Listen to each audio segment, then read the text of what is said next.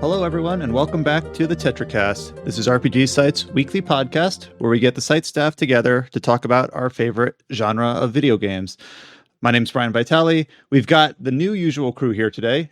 You'll recognize most of these names. With me, I have Josh Torres. The new usual crew. What does that mean? We haven't had George or Adam in a while, so they're absent. So so they've been X'd out. All yeah. right. You guys are the loyalists. Okay, great. Okay, they're right, cameos now. They've been relegated. Yeah, happy post-Turkey Day to anyone who decided to celebrate it this year. That's had a great Thanksgiving. Hope you guys had a great one too. All right, I feel like, first of all, yeah, I agree with the sentiment. Hopefully everyone that got to visit their family here in the US or otherwise, if you're visiting outside of a holiday, that's fine too. But yeah, Adam and George are both in the middle of just life stuff. I'm not actually like bemoaning their absence here. Also joining is James Galizio. Hey folks. And Chow Min Woo.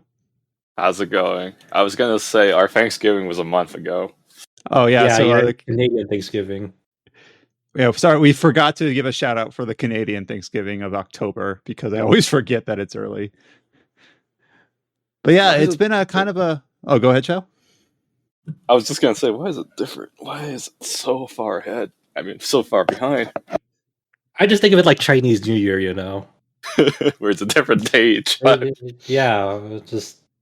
it's one of those things that like around February time, like I hear the mention of it's like, oh right, it is sometime this year, this time around, but I never know the date because it always changes. So I'm just like, all right, well, power to you. Well, it seems like a lot of online games now usually have some sort of like Chinese New Year red envelope festival sort of thing that creeps around like in that February timeframe. That's not always. I'm like, oh yeah, it's that time of year. But yeah, it's been kind of a quiet week, and I know obviously the holiday really is American centric, but it also just feels like there's not been a ton of news. It's been a quiet week on the announcement front, quiet week on the game release front. So this should be a pretty casual, just kind of catch up of wrapping up some game impressions, some news that has been trickling in as we go to the end of the year. It sounds like for our site that we're kind of leaning to a mid to late December timeframe for discussing our game of the year considerations. So until that point, we'll continue to have our weekly podcast as normal, but it does give us more time to actually start to wrap up some of these November releases, so we have the full picture going into those deliberations. So that's gonna kind of be the sort of the topic of this podcast, is us going through games that have been brought up on the podcast before, but we weren't able to get our full thoughts. We had just started, or we had our in-progress impressions, and now we're either wrapping up or coming very close to it. So almost in a way, almost like a preview of what at least our very specific thoughts on for these games as we go into those deliberations. So obviously the big release of the last month for our site and in general was Shin Megami Tensei. We'll talk about that a bit. Shin Megami Tensei V, I mean. I did bring up Ruined King last week. I'll go into some final thoughts on that. And then James did talk about Pokemon as well last week. Just initial impressions there, and I anticipate that he will go into some of his final thoughts on that. So those are going to be kind of like the three benchmarks for the first part of this podcast. Since it's been the longest since we've talked about it at length, let's go into Shin Megami Tensei V, because I know Josh has been playing it and I've been putting time into it as well outside of my time with Ruined King. So, Josh, I think we last talked about Shin Megami Tensei V 2 weeks ago. You were a few hours in. I was like 1 hour in. We had Adam on board to kind of give his full thoughts since he had the pre-release copy. But now that you've had time to put more into it yourselves, just what is your takeaway? What are your kind of approaching concluding thoughts rounding into shape being? I'm about 70 hours in, and I'm about to reach the final alignment lock. I already done the super boss, all the quests and whatnot. You've already done the super boss. Yeah, I've already done the super boss. I pretty much have my final party ready to go, and probably steamroll the whatever the end game is.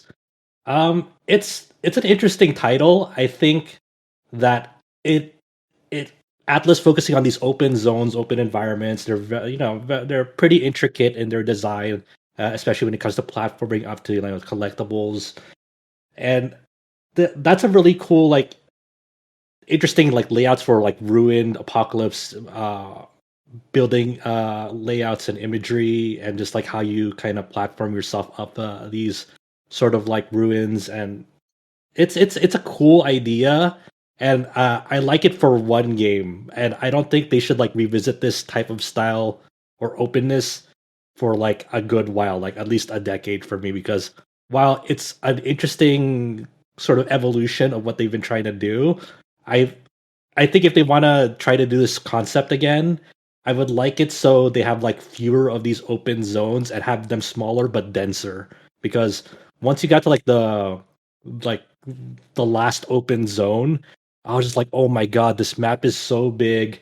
There's a lot of like, yeah, it's cool that like there is a slight shift in like it's not like your typical sandy ruins type of environment. There's somewhat more going on here, and the way that it's narratively laid out, it feels like they not I don't know if they ran out of development time, but it feels like everything was just crammed into that final zone, and kind of there's like this last narrative arc that you want to do, and like they kind of just cram it all in there in a way that just felt, I don't know, it felt weird to me, and I was like, I don't know if I like, I conceptually like the idea. I think the way it was doled out was underwhelming and somewhat rushed in that final open area. uh I think the coolest thing that I like about it is sort of the way it narratively ties into the SMT3 Nocturne and For Apocalypse, because the way that the narrative is laid out is sort of the fallout of what happens in those games, specifically in For Apocalypse and how that ended, and the consequences of your actions with a certain final boss in that has ripples throughout the entire. I wonder if it'll have ongoing ripples in the entire Megaten universe.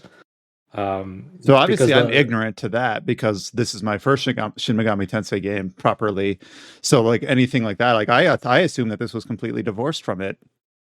No, so for anyone like For Apocalypse is a pretty old game at this point, so I will talk about some slight like some spoilers here on how that is how that ends. So in SMT4 Apocalypse, Nanashi and his crew go up against Yahweh, God, and the way that is handled is pretty cool because you have like a dual party mechanic in it by that point of that fight. And the outfall of that fight is essentially you're stripping God of his immortality. So you've by the end of that battle, God isn't like completely gone, but you've made his status like of a demon almost, because now God can be killed. You've stripped him of his divine status in that game. So the fallouts of that game is not just for that universe, that game's God alone. That's throughout the entire multiverse, because in Megaten lore, there's like a higher like sort of entity above God called like the Axiom, or they sometimes refer to it as like the Great Will, where it's kind of like a whole entire like omnipotent force that sways like multiple universes inside that multiverse. And the Axiom can be very like finicky. Some games it's more like law leaning. Sometimes it more favors chaos leaning. But it seems to be all the underlying theme of this Axiom is seems to always be like on the side of like humans reaching their potential, essentially. The fallout of For Apocalypse, uh, you now see a universe in 5 where you see God has been stripped of his immortality. So things that happen in 5 and the things that you learn in 5, it's like, oh, okay, so this is what a universe would look like if that was the case from the beginning. And then you have um you have some of 3 Nocturne's influence there, where when you're exploring the world of Dot, if you look at the very first zone, if you just like look up, you see like this egg shape thing, and then you'll also see that this is like you kind of you're clued in if you've played Nocturne. Is like, oh, this is a world where it's like maybe a failed conception. Like a conception did happen, but then something happened to like Kagutsuchi from that. And that's all really sad. I don't want to get into it for people who are still playing through 5, but there are definitely like strands of lore there that has been building up through the past games. That's like it's represented in 5 in like a really neat way. A very I don't subtle know. way. Yeah. So it's a cool thing like how that pans out, but it's like it's sort of in a weird position where I feel like there's a grander scope to the narrative of this game, and it just kind of all got squished together in a way that's kind of I'm not gonna say it was like amazing or fantastic, but it was concise, but it felt too squished and concise, if that makes sense. So almost like too much economy in terms of being too brief, too superficial. yeah, in a way, yeah. So obviously, my time with Shin Megami Tensei, I don't know what I don't know, so I can't be like I probably like didn't even register this egg-shaped ruin in the first map because I had no reason to or had no precedent for it. But what I keep going back to are some of Adam's initial when our first time talking about Shin Megami Tensei 5 on the podcast, Adam basically led the conversation because he had put like 7 million hours in, like 200 hours into it. But he had mentioned that I am basically near the end of the third zone. I believe, like the second major antagonist in that zone. I have one more to go. And then I'm going to this fourth zone where I know what Adam had said at this point in the game. First of all, you just mentioned that apparently this last region is extra huge, which kind of makes me I always double think or question how much am I enjoying a game when someone tells me like the next zone is even larger. I'm like, oh man, and I'm like bummed out. Like I don't want it to be huge. But I really am kind of getting, first of all, I'm enjoying the game a lot. Like everything that I'm going to say till now is sort of just like the caveats or the nitpicks. So this game I do think is going to be in my running for the top 5 of the year. I don't know if I've put any higher than that, but these are nitpicks. These are sort of things now that I've had more time to stew on it, kind of critique it. Like what am I not gelling with? I'm getting a lot of environmental fatigue by the third zone where everything starts to kind of blend together, look the same. I don't know how many times I've had to increase my elevation by going up a slanted semi-collapsed highway, because they've used that sort of trick a lot to kind of give these maps verticality. There's a lot of times where I'm kind of like zigzagging through demons just because I'm trying to platform and get to a treasure box or a statue or whatever, and I'm just kind of like, please don't, like, I don't want to fight. And I know there's some ways that the game allows you to like use skills to avoid fighting until like the next new moon or whatever, but you don't always have that easily available. So there's been sort of sometimes like that where I'm really kind of feeling like the fatigue, and some of that I think is just my personal disposition where I kind of get that almost in any open world game where I start to feel just a little bit like I don't gel with that sort of playset. I'd rather have something a little bit more bespokely designed, a little bit more tailored to like a series of interlocking paths rather than just here's it's a playground. It's also the consequence of like gaming in general has trended in that direction of like where it feels like almost every game wants to have like an open world, open zone, explorable type deal, and like the novelty is cool when you play like 1 or 2 of those a year, but when like 10 games want to do that thing, it's like, all right, well, here we go again. Open zone. Let's go explore. There's all these collectibles. Got to fight these things to uncover more of the map. Yeah, there's only so many ways you can implement, a map uncovering mechanic. I do appreciate that they're kind of like micro bosses in Shin Megami Tensei, so that's okay. I think I would feel best if each of the regions had like more of a specifically designed biome around it, where it's like this place is a desert or this place is a forest. Like and you get polarized essentially. kind of, and you get a little bit of that with like the ferry area in the second map, where it changes the environment a bit, and apparently the fourth map I'm not at really changes it up. So there's a little bit of it. I just kind of wish, like, I'm at the third map and I'm just like, how many more semi-collapsed highways will I be trotting across because this is like 12 or something like that, where I just need a little bit more variety. I'm interested to hear, like, if I wonder if you're going to get to that fourth like map layout before they implement an update, because the SMT5 is getting an update to like improve like camera improvements, whatever the fuck that means. Like, I know the camera's like not great, but I wonder how they're going to tighten that up. And then they also said they're working on like improving that area that you're about to go to, because it has like certain like gimmicks around it. and I wonder if they're going to change it up drastically or not. Because like when I maneuvered around that map, I was like, it's it's cool that it changes things up, but it does drag itself out.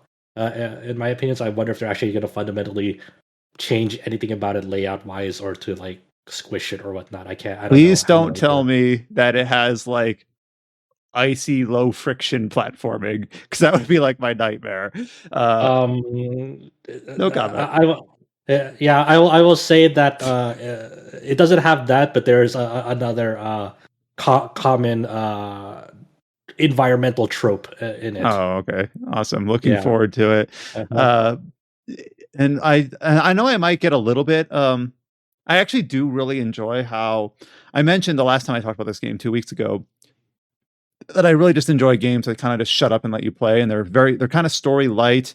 I don't even know if I could call Shin Megami Tensei story light. It's just that so many games like in the Persona series or other RPGs like Tales of Arise, which I played recently, have so much dialogue and so many like skits and so much voiced character interaction.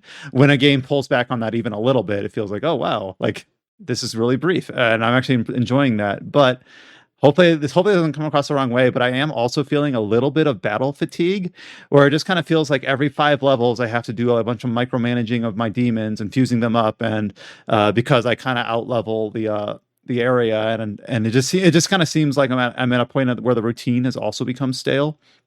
And I'm not saying that oh man, I wish there was more, social links or whatever. But I kind of wish, kind of in comparison, in combination with a little bit of the map fatigue, I'm like, man, I wish there was just like an explorable dungeon or some sort of other way to interface like maybe have a chapter that takes place completely in Tokyo, only not on the overhead map, like in an actual rendered version of the map, or something just to change it up a bit. I just feel like I need a little bit more variety, because I'm at like the 40-hour mark, 45-hour mark maybe. I think I'm that far, and I'm just feeling a little bit of fatigue, where it's like, yes, I'm enjoying the systems, but I'm doing like the same thing I was a map and a half ago, where I'm just tearing up my demons, figuring out what the boss's like weaknesses are and what I need to be resilient to, making sure I do my essence fusion to counteract that, and then come out on top. And it's just, I just wish there was a little bit something to change it up, even if it was like, here's a dungeon, or here's a long optional side quest that is actually going to take a bit of time and effort, or maybe that stuff's all shunted to the back of the last zone. I don't know. I will say though that I am enjoying the I'm playing on normal difficulty, and I'm enjoying how much of a challenge it still is, where I do have to actually like engage my brain and think, and there is no like one strategy beats all, because you're gonna run into a boss or a mini boss that just will happen to do something that your current setup is absolutely not suited for, and wipe the floor with you, and you will have to change it up, and I'm enjoying that. The only thing that I think is a little weird is that I feel like a lot of bosses are sort of trivialized in a way once you learn what their Magatsuhi skill is. Like I was fighting one of the characters who a major character from the trailers, Yakuno, and he was a very strong physical attacker. I'm like, all right, I'll make myself like resistant to physical attacks. But then he did his like Matsui's, I can't say it, his overdrive skill. And I believe, if I remember right, it was a lightning attack, and it wrecked my party.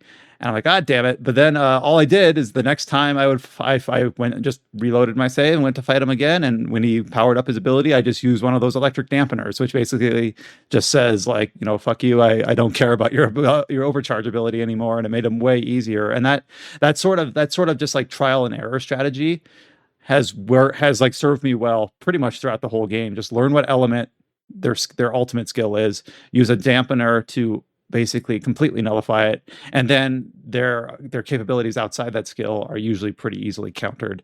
So I'm hoping the later bosses are maybe a little bit less turnkey like that, but I am still enjoying the level of challenge in the game overall. That's one of the things that's like weird to me, is I think not a lot of the challenge, but I think the dampeners being like these items that nullify like an element or a physical attack is fine for the whole party. I think them being so cheap in the shop is a weird move because you can always just easily stock up on them, except for physical dampeners. But for the elemental ones, they're very cheap, and you can just stock up on them. Like, you know, you can only carry 3, but that's all you really need to like last the Yeah. battle. And yeah, I think it's one of those weird like inclusions. Like, I would have been fine with them if they were more expensive, like because like there's a cost to like using this Or you really could powerful only item. hold one. So it's like, is this the time you want to use it? You know, expend it or Mhm. whatever. Mhm. And yeah, there's like a demon skills. The demons will also have skills like called resist electric or whatever, where they can cast the same thing. It's like, well, I'm not going to waste a slot on that skill because I can just buy 3 of those items for 200 gold a pop or whatever. And you can get the miracle that allows any demon to use any item. So you don't even gain like the versatility there. So that's like the only mechanical thing that I think is kind of weirdly tuned. It's just like, all right, this boss is challenging, but as long as you know which dampener to use and win, you've immediately made it like 50% easier on yourself just with that one simple item. It's like, oh, okay. Other than that, I think that the gameplay for me is fine where it's at. Like I do like the gameplay overall. My friend and I were talking about this just last night, but you know, we have all these little nitpicks. We still really like the game. We have all these really like you know, very like small nitpicks like, you know, because we've been playing this series a lot over the years. And I think I summed it up by, I think our impression of this game would be a lot more different if our first impression of this game or how we first experienced it wasn't on like the current performance on its Switch. You Yeah. know, because the you know, it's happened like in reviews and even in Adam's review. It's just like, it just sucks. This is a Switch exclusive. The dock performance is sucks. There's like a lot of like button like input lag, like if you're trying to menu really fast. Mm-hmm. Yeah, like, you know, the handheld performance is better, still not like amazing, but it's better-ish. Uh, and it's just Oh, like, I oh man, noticed that because I was playing it docked and then I played it handheld. I'm like, is this just running better? Or am I just like acclimating to the performance in handheld no, it mode? runs better. It runs better Oh, on handheld. all right. Well, I'm glad that I had that impression. It apparently is true.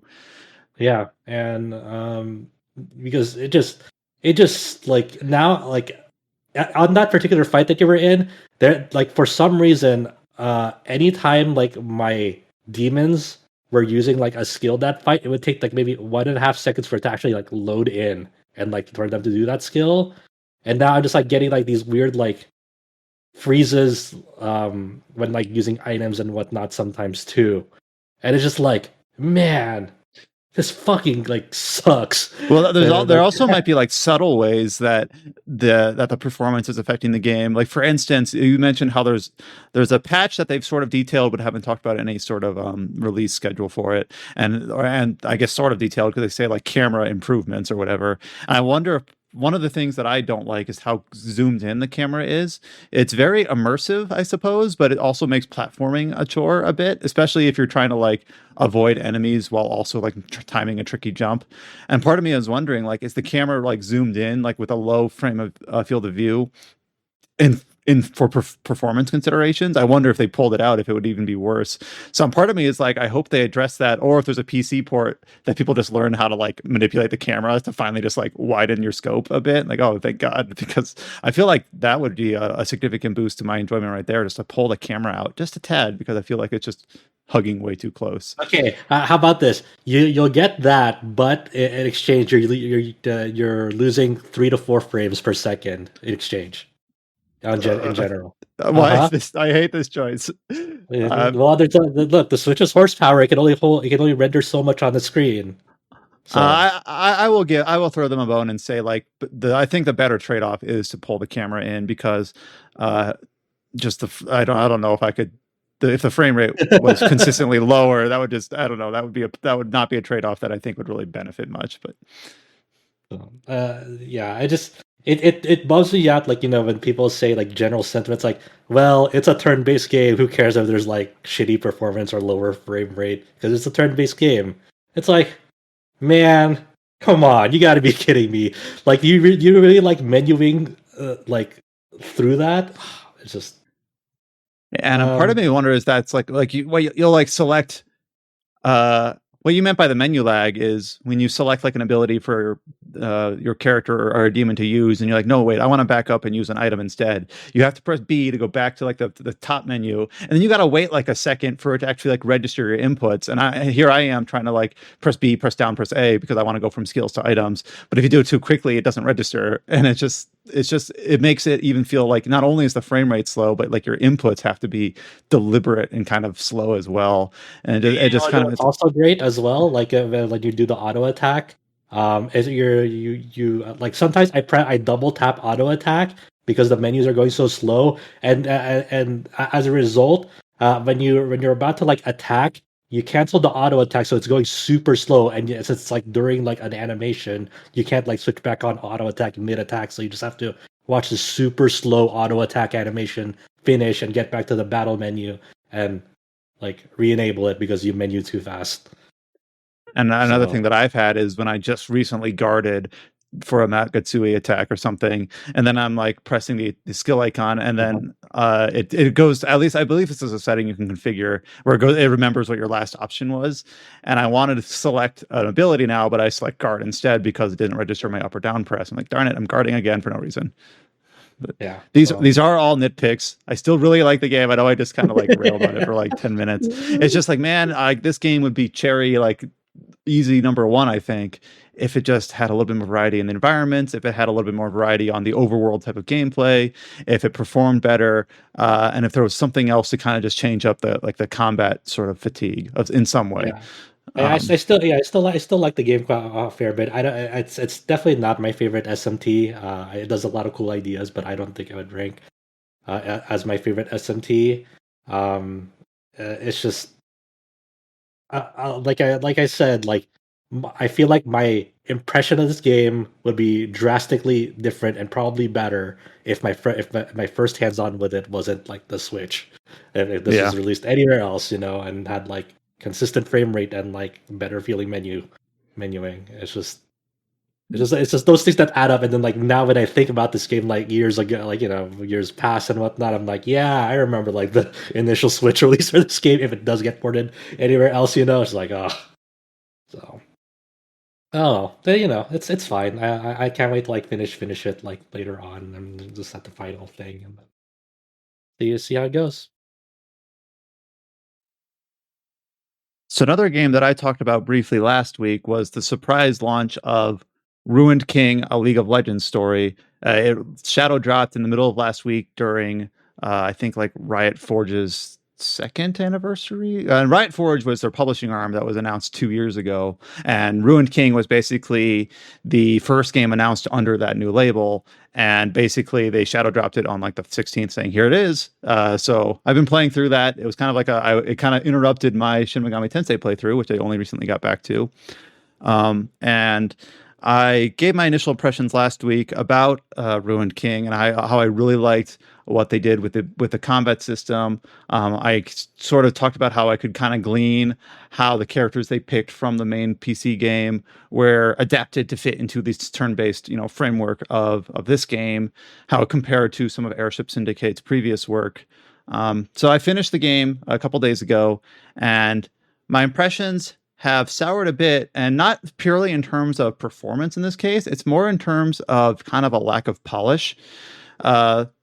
Luckily, I played this game on PC because apparently it's way worse on the console versions. Where if you go to like the Reddit for this game, people talk about crashes on the PS4 and crashes on the Switch, or complete lockups or freezes. And I didn't have those, but I had issues where it started out small. So this is obviously let me just back up a tiny bit. Just give like 60 seconds of prelude. This is a turn-based RPG set in the League of Legends universe. You get 6 characters, basically, I presume some of the most popular from the MOBA game, which I am a neophyte to. So I feel like there's kind of like 2 populations of people that would play this game. People who are League of Legends, veterans who basically want to experience this IP in other avenues, whether it's an RPG or a new Netflix show or whatever. And then there's people like me who really like RPGs and have enjoyed some of Airship Syndicate's previous work and has no knowledge at all about League of Legends. So I'm learning about characters like Misfortune and Braum and Yasuo for the first time. And I have no preconceptions for who they are in the game or what their stories are or anything. And it plays it borrows so much from Battle Chasers Night War. I actually, which was Airship Syndicate's like 2017 release, and I was actually watching some gameplay from that game, some footage, and I could actually see like, oh, they borrowed this animation completely. They just like re-rigged it to the new models, which I'm 100% okay with. That's just working smart. But it kind of shows you exactly that it was just kind of built off that framework, which makes sense. But initially the bugs started to be like you pick up a treasure chest on the map and it wouldn't record it in your log. Like very kind of superficial. Does that really matter? Nah. Or you would complete a quest in your journal and it wouldn't like it wouldn't mark itself as complete. Like, does that really matter? Probably not. It's a little bit annoying because I like to have like a clean. That would annoy me. Yeah, it does annoy me whenever like quests get stuck in the log and I'm like, I know I did this or whatever. Did I get the reward? I think so. But then it started to be a little bit more like actually invasive, where it's like the game thinks you picked up this item, but you haven't. You can see it laying on the floor, but you cannot interact with it. Therefore, you can no longer craft this weapon. Like, oh man, I guess that's off the table. Or there's a part where you basically are trying to defeat a certain number of enemies for a simple side quest, but a cutscene and a battle try to initiate at the same time, and like I hear the battle music going in the background, but the screen is blank. So it's like I'm playing with a blindfold. Like I can hear all the people in my team like carrying out their abilities and skills, but I cannot see what I'm selecting. So that's good. And it's just then like sounds pretty buggy. Sorry to interrupt you.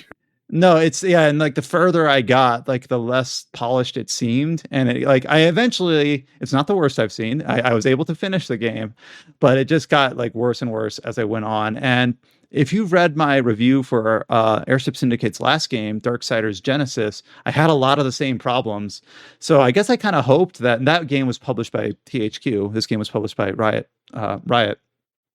and I was kind of hoping like, all right, maybe they'll have different standards for like the state they have to release the game in. But it's like this is almost like a trend now where it's the last two games from Airship have not released in a great state.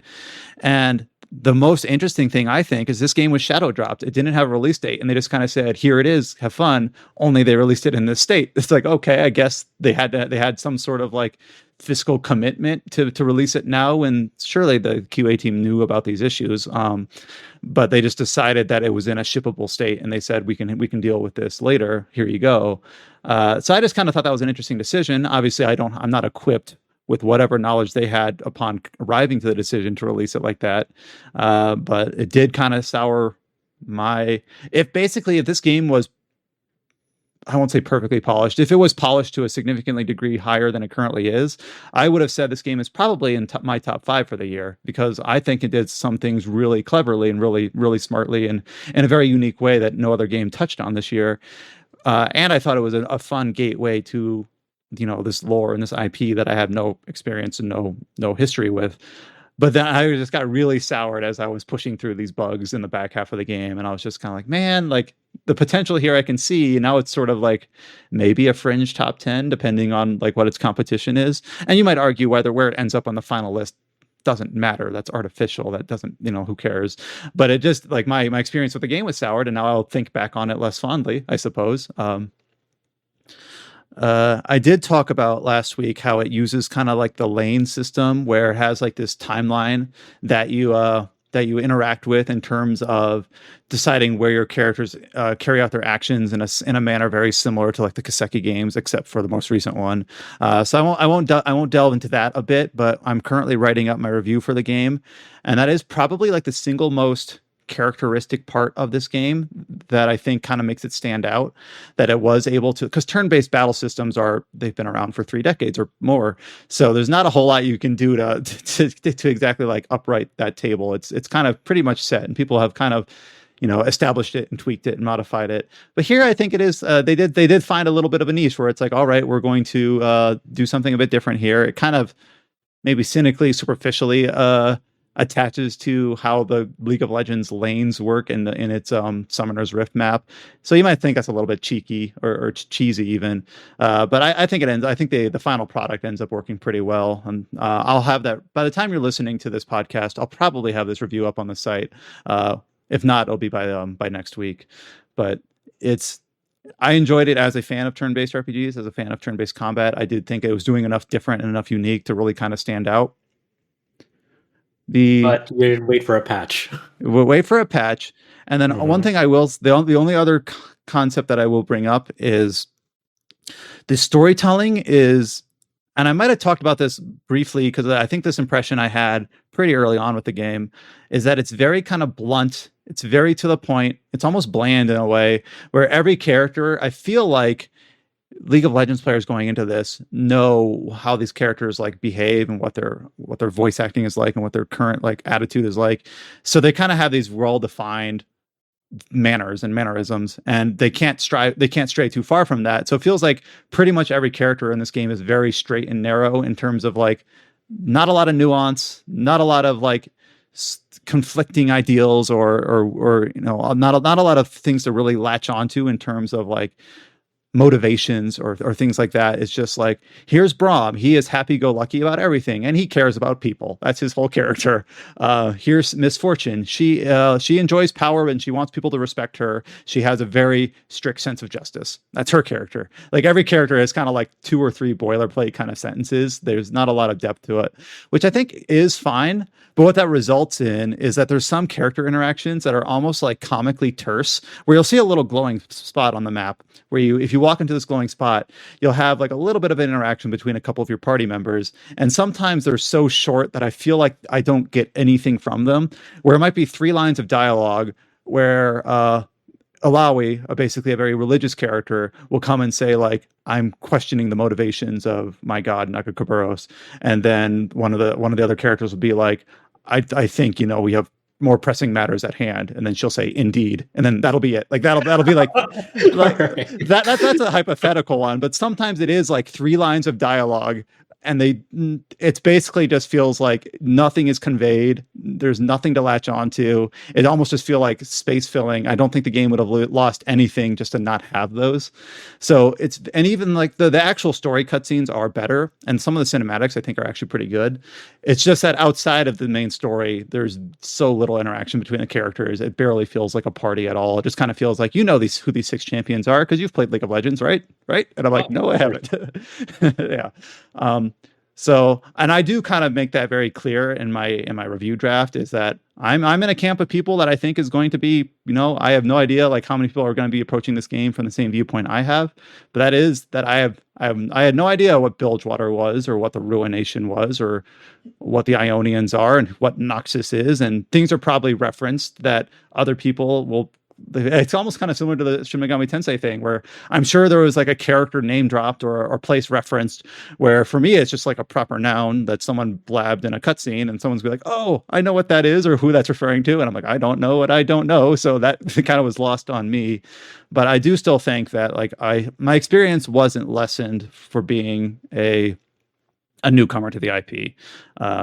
So I still think the game is pretty good. Top 10 for the year. I'm glad I played it. It's not, if Shin Megami Tensei V had an issue with kind of being a bit bloated in terms of the size of the maps, the number of battles, just kind of how much they try to squeeze in. I actually do kind of appreciate how Ruined King avoids that entirely. There was no point in this game where I felt like it went one dungeon too long, or one quest too long, or one side objective too much. It doesn't feel bloated at all. It kind of feels like it ended right when it needed to. So I think it took me like 25 or 30 hours. So it was kind of nice to play something that was well paced, and I never felt any sort of the fatigue there. Just the fatigue of having to push through bugs. I need to start playing these slimmer games, man, because I've been playing these bloated games back to back from SRW to SMT. I'm like, oh my fucking god, what am I doing? My mood. Yeah, so it's just but yeah, that's cool. I mean, I definitely want to give it a shot once, you know, it's been ironed out and the bugs have been patched up for the most part. It's going to be interesting to see. Like, it might very well be another situation where you push out the review and it's like a day or two later, they're like, oh, well, we patched up everything. Everything's great now, like with Path of the Righteous. Yeah, and there were, just for clarity, there were a couple patches released like before I played it. I think there was one major hot fix for like a specific area where it could actually like lock up the game, and another one that fixed like a couple rudimentary things, but I was still having issues. So it's like this is not me playing version 1.0 and complaining about it. This is version 1. Whatever, and still lingering things. But yeah, it's gonna be weird. Like it's like we're like slowly dipping our toes into this whole world and universe that like I just have no idea of, like League of Legends. Like I know it's a big thing, but I've never really paid attention to it at all, like you. So I'm kind of interested to see like where I fall on that when I play this game. It's like it won't even be the last time too, because I really want to give that Project L fighting game a shot when that comes out, like in I don't know 2023, 24. Who knows? Yeah, It's there's a still pretty Project L early on. fighting game. There's a Project F action adventure game. There's another action adventure game that's come as like a Zelda like that. I think the character is like Nura or Numa. I don't know the League of Legends characters. I'm sorry, but there's obviously there's Netflix show and so many other ways that they're trying to leverage their IP. So. If I end up, gelling with it a lot, maybe I'll try the Zelda like or some of the other sorts of things that they do, or you'll try the fighting game. So it seems really smart. I definitely will try the fighting game, because they released like a sort of like early look on it recently, and like I was pretty impressed with what they showed. I'm like, oh, okay, this seems really cool. It's like a 2v2 tag fighter, and the Cannon brothers, who basically the founders of Evo, are working on it. So they really stress about like online infrastructure and netcode, and how that's really important to them, and how they're dealing with that, and just the really cool like gameplay mechanics they showed off. Like it's unlike how Arc System Works did like their Guilty Gear Strive trailers, or KOF15 with their character trailers. Like that, like those are frustrating because like it's like a 30-second trailer with maybe 7 seconds of gameplay like in there. While this is like a really like deep dive, like, hey, here we'll introduce you like our first character, Echo. And like the Echo has like special moves where like they'll leave like an after image of them, and then you can like warp back to that after image like mid like combo, and like, whoa, that's really freaking cool. How like you're implementing that, showing like time manipulation reflected in like a fighting game character, and like, whoa, that you have something really really interesting in your hands, and I hope it does really well. And just a correction, the game that I was thinking of was Song of Nunu. Is I guess like kind of an action adventure Zelda like that is also under development with Riot Forge. So Yeah. And then the last game that we talked about last week briefly with some initial impressions was the release of the new Pokemon remasters, Brilliant Diamond and Shining Pearl. I think at the time, James has like 4 hours in or so and was just giving some very initial impressions. And we talked about mostly It was wasn't it? It was more than 4 hours. It was like 14 or something like that. Yeah. Oh, okay. I was like halfway through. I was halfway through. And I know most of the discussion there was talking about kind of what they gained and lost by basing it off of Diamond and Pearl and not basing it off of Platinum. So I don't know now that if your impressions have changed at all now that you've completed through the game, or if you're into the post game, or just what are your thoughts now, just continuing on from your initial takeaways from last week? So I think less of the game's issues comes from the fact that it's not based off Platinum this time, but rather the game itself just feels kind of like mismatched. Like there's aspects of the game where they really tried to make things different, like the Grand Underground, and then there's aspects where they're trying rigidly to be the exact same game, like on a tile by tile basis as the originals. And some of that just doesn't work together. Like the controls is a massive example of that. Like obviously the DS originals were tile based and you only had a D-pad. So when you pressed on the D-pad once, you would move one tile or one square in that direction.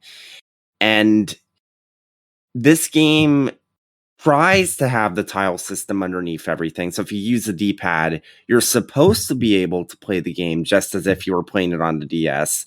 But there's been multiple occasions where that doesn't work out. And I'm not sure if I mentioned this last week. I think I kind of did. Where I was in Mount Coronet and I was like, oh, this is like a very narrow passage. And at the bottom of it, there's like one square. And then if I go over one square, I'll accidentally hop down. And I have to go all the way around.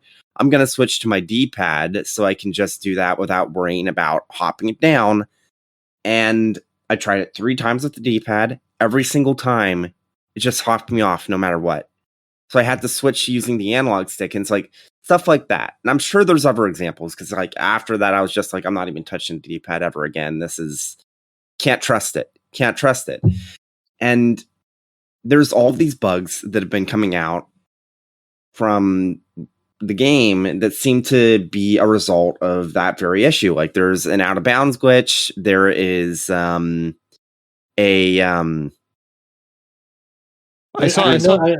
I know there was one just like someone found like how you can skip like every battle in the game basically. Yeah, there's a lot of jank to this game, and it's really kind of putting in perspective just how actually competent Game Freak is, because this isn't Game Freak, this is Ilka. And it's like most of the bugs you won't find unless you're actively looking for them. But then there are others, like there have been multiple times in my playthrough where during a long session, I'm not sure if it's like a memory leak or something, but half my sound effects just stop working. Like I'm in a menu and like usually when you move from one item to the next, or you move, you use the user interface in the menu, like each time you move like your cursor, you'll hear a click or some sound. And there's been times where it's like I don't hear like more than half of them, or there's even been situations where just all the sound is cut out entirely. And it's like I still hear the music in the background, so it's just the sound effects. There's bugs where you can get the menu open when it shouldn't be open. Like the battle skip glitch has to do with doing that to basically have it open when a battle starts. So you have like the bag menu and all that while you're transitioning into a battle, and then you just skip the battle doing something in the menu. I forget exactly what. It's like this game is held together by duct tape, and sometimes you can see it start to peel, and it's hilarious most of the time. But then there's like stuff that does impact enjoyment. Like there's instances where people have been stuck in the underground, or they've been stuck in the underground, and then they haven't been able to get out. There's been instances where they've gotten behind people on the overworld and they can't get out. And if they don't have a Pokemon with teleport, or they haven't unlocked fly yet, they're just stuck there. And because of the autosave, if they try to go into the underground to try and like find a way out of that mess, and they hop back out, there's a backup save. But because of it, if they try to go underground and then come back out, they just screw themselves over because it just auto saves over to the backup save. I didn't run into that, thankfully, but it's like, man, there's so many little issues with this game that kind of come back to if they just hadn't rigidly made this game a tile for tile remake, if they had redone the map design even a little bit to accommodate for analog movement, instead of being like, we should try and have it both ways, where it's like, you can use the D-pad, it doesn't work, or you can use the analog, it's like, it feels janky. It's just... Is the D-pad issue a combination of the software, or I remember we complained about the Switch D-pad, like talking about, I think I'm playing on the Emblem. Lite. Oh, okay. So does that have a better D-pad? I don't know. Yeah, it does. Oh, okay. The issues with the Lite D-pad are diagonals, but that doesn't matter for Pokemon because you can't move diagonally with the D-pad in the first place. So I did see something. I forget if you mentioned this specifically when talking about that, but because of the way that they did the tile remake and the movement diagonally possible, I saw people like skipping like the ice gym puzzle because like it doesn't account for that. And then there's been people that have gotten stuck in the ice gym puzzle and can't move out of it. So Elka did a decent job for the most part, and most of these bugs will be fixed. The overall jankiness of the movement, I don't think you can fix it. It's just kind of inherent. They might fix the D-pad stuff, hopefully, but besides that, I will say one thing that really shocked me is how difficult the Elite Four was. Like gym battles and like the overall like main game is pretty damn easy. Experience share makes the game a joke if you do any sort of, hey, I'm going to go off the beaten path and try and catch a specific Pokemon. It's just inevitable. Like I basically decided I'm going to catch all the unknown early in the game, and then because of that, I was constantly like 5 to 10 level. Oh, sorry, that's my dog. My parents thought. Happens. But yeah, because of that, I was basically constantly like 5 to 10 levels above like the rest of the gym leaders for most of the game, and it only really kind of came back and like got closer to the Elite Four stuff at the end of the game, because there's like a huge level spike normally at the Elite Four. But it's actually kind of ridiculous what they've done with the Elite Four and the Champion. They gave them fully competitive movesets. They have perfect IVs. They are perfect. They are fully EV trained, which this is all like lingo for Pokemon. Basically, they gave the Elite Four and Champion competitive Pokemon teams. I remember EV. I'm sorry, this is a tangent, but man, I remember EV training where you just like kill 20 or 30 of the same wild Pokemon because it gives you 2 or 3 speed or strength EVs or what. Man, this just takes me back. But yeah, so interesting stuff. There's going to be a lot of kids that get this for Christmas and then get stuck at the Elite Four because holy shit, there's some devious combinations. And the AI is actually pretty good at guessing what a competent player would do when faced with certain setups or certain Pokemon. For example, on Cynthia, the champion, I sent out Electivire to take out Melodic. The AI swapped out Melodic with Gastrodon, which is a water ground type. So obviously ground means, oh, well, I can't hit it with an electric type attack. It's probably going to use Earthquake. So I immediately swapped out to my flying type, Ponchcrow. And the AI, instead of using Earthquake, because they saw that I had other Pokemon left, and because they assumed that a competent player would be like, oh, I'll switch to a flying type Pokemon. Ha ha ha. The Gastrodon used Rock Tomb instead of Earthquake. And Rock's good against flying, right? Yeah. So, okay. It's like it's actually hilarious. Are you saying my 10-year-old strategy, that's me being 10 years old, strategy of just training up the starter to level 100 is not going to cut it? Well, because of XP share, you don't have to worry because all of your other Pokemon are going to be leveled at the same time. Well, don't worry, I did that when I was a kid too. But it's yeah, just brute force with your higher level, or that doesn't work anymore. Yeah, it's going to be hilarious seeing some kids struggle with the champion because it's like, man, this is actually legitimately difficult. Like, here's an example. They not just the champion, but one of the Elite Fours has a Drifblim, and one of the things they did is they gave it minimize, so it would greatly boost its evasion, and it's coded to do it 2 or 3 times, and then baton pass to Infernape. So basically, if they get it off, you're basically screwed because that Infernape is going to have incredibly high evasiveness. So you're never going to hit unless you specifically have a Pokemon with Aerial Ace and get lucky to move first. Because he's just going to absolutely wreck your team because he's going to be unstoppable. Hell yeah.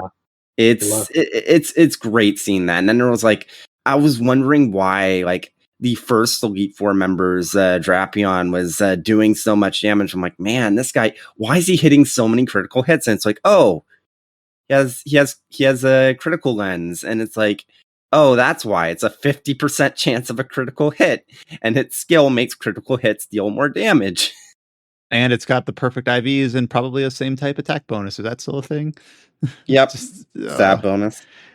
It's really cool. So it's like, that's a frustrating thing about this remake. There's moments where it's like, man, Ilka really decided to go off the rails, do something interesting with the series. Like the Grand Underground has issues. I'm going over in my review, but it's like the idea is solid. The changes that they made to gym battles, especially rematches and the stuff they did with the Elite Four and Champion, that's really cool.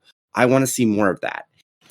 But everything else, well, not everything else, the battle backgrounds look great. Like the visuals in battles look amazing. And it's going to be subjective about how people feel about like the chibi art style. But I said this last week. It's like people are going to be upset and are upset about like all the other remakes were brought up to the standards of the games at the time. And this one's like, it looks worse than Let's Go. And it's like, that kind of sucks. But like the music's great. The changes that they've made to the battle system, well, not changes to the battle system, but the stuff with the Elite Four and Champion, I want to see more of that. It's cool that all the gym leaders get rematches, kind of in that same vein. I think it's actually 2 rematches for each trainer, which is pretty ridiculous. So that's like good for the post game. It's like, I enjoyed it. I'm probably going to keep playing it like through the post game here and there, but it's like so conflicting because it's like there's the bugs, there's the stuff that they should have changed, like Pokemon variety, which the Grand Underground kind of fixes, but not really because of issues. Like, again, I'll go over it in my review. And it's like, this is a really interesting game to talk about just because there are really good aspects of it, but then there's so many like huge flaws to it where it's like, man, this is like, you know how there's when you give a game like a 6 or a 7 and it's like, man, this game just kind of feels meh. And then there's like games where it's like a 6 or 7 and it's like, man, there's really good aspects of this. I wish I could give it higher. It's one of those 6s. Yeah, it's one of those things where there is no universally agreed on rubric where a 7, what does a 7 mean? That completely depends on the outlet, the writer, the context of the review, etc. Where if this game did something incredibly well, which it sounds like it does a few things pretty well, like that might be enough to bolster its whatever you end up its score. But I guess that's what we go to the usual adage of, you know, the review is more important than the number attached to it. So yeah, it's usually the case. Yeah, but I'm interested. So that'll be 2 reviews. It'll hopefully go up within the next week or so. That'll be for Ruined King and for Pokemon. And it sounds like we kind of have a similar sort of like takeaway. And to be honest, I'm going to try to broaden the scope here and bring in the Shin Megami Tensei discussion, because that had fewer like explicit bugs or, you know, unevenness there, but it was more in terms of performance. So it kind of always puts us in this weird spot where it's like we can only judge Shin Megami Tensei on the platform that it's currently out on. We can only judge Ruined King and Pokemon at the state that they've released in. And those are going to have to come into consideration when in a month we're ranking these things, even though in 2 years, all of these things might either go away or be attenuated a little bit. But you know, that's kind of the world we live in. We have to like put a stamp on it at some point. We can't go on faith that it'll be fixed, because, you know, that was sort of the tact that Alex took with Cyberpunk, where he's like, yeah, it'll probably be fixed. And we're just like, so you want to give developers like the benefit of the doubt, because I've seen like Owlcat release so many rapid patches for their 2 releases, which both released in a buggy state, and I've seen, you know, other games really get polished up quite quickly, but then you don't know if you can take that on faith, and it does kind of sour your impression based on when you play the game first. So you kind of have to keep it in mind without balancing it too heavily, without ignoring it outright. It ends up becoming very tricky, but that's been our experience with these 3 games. There's usually been something technical or something polish wise or balance wise that kind of just keeps them, you can see the aspiration, you can see what they were going for, but you have to kind of take it in as a, you know, as a whole product. And that's kind of what our impressions are based on what we played. Yeah, it's just I could never like fairly criticize or critique a game that where I had to like rely on faith that it'll get fixed eventually. It's like, you know, they'll sort it out. It's like, come on. Like, Cyberpunk will be amazing in 2025. Okay. If you say so. All right. I don't believe that either. I keep thinking about, you know, now that I have a PC that's capable of running it, I'm like, when's the right time? It's like, because I don't know what to expect out of like these, out of the future of that game, like in terms of like patches and fixes and whatnot. And are they? I don't know what I'm waiting for like to try out that game. I know Adam's been waiting. I feel kind of bad that we just like oh, buggy games. Let's talk about Cyberpunk again.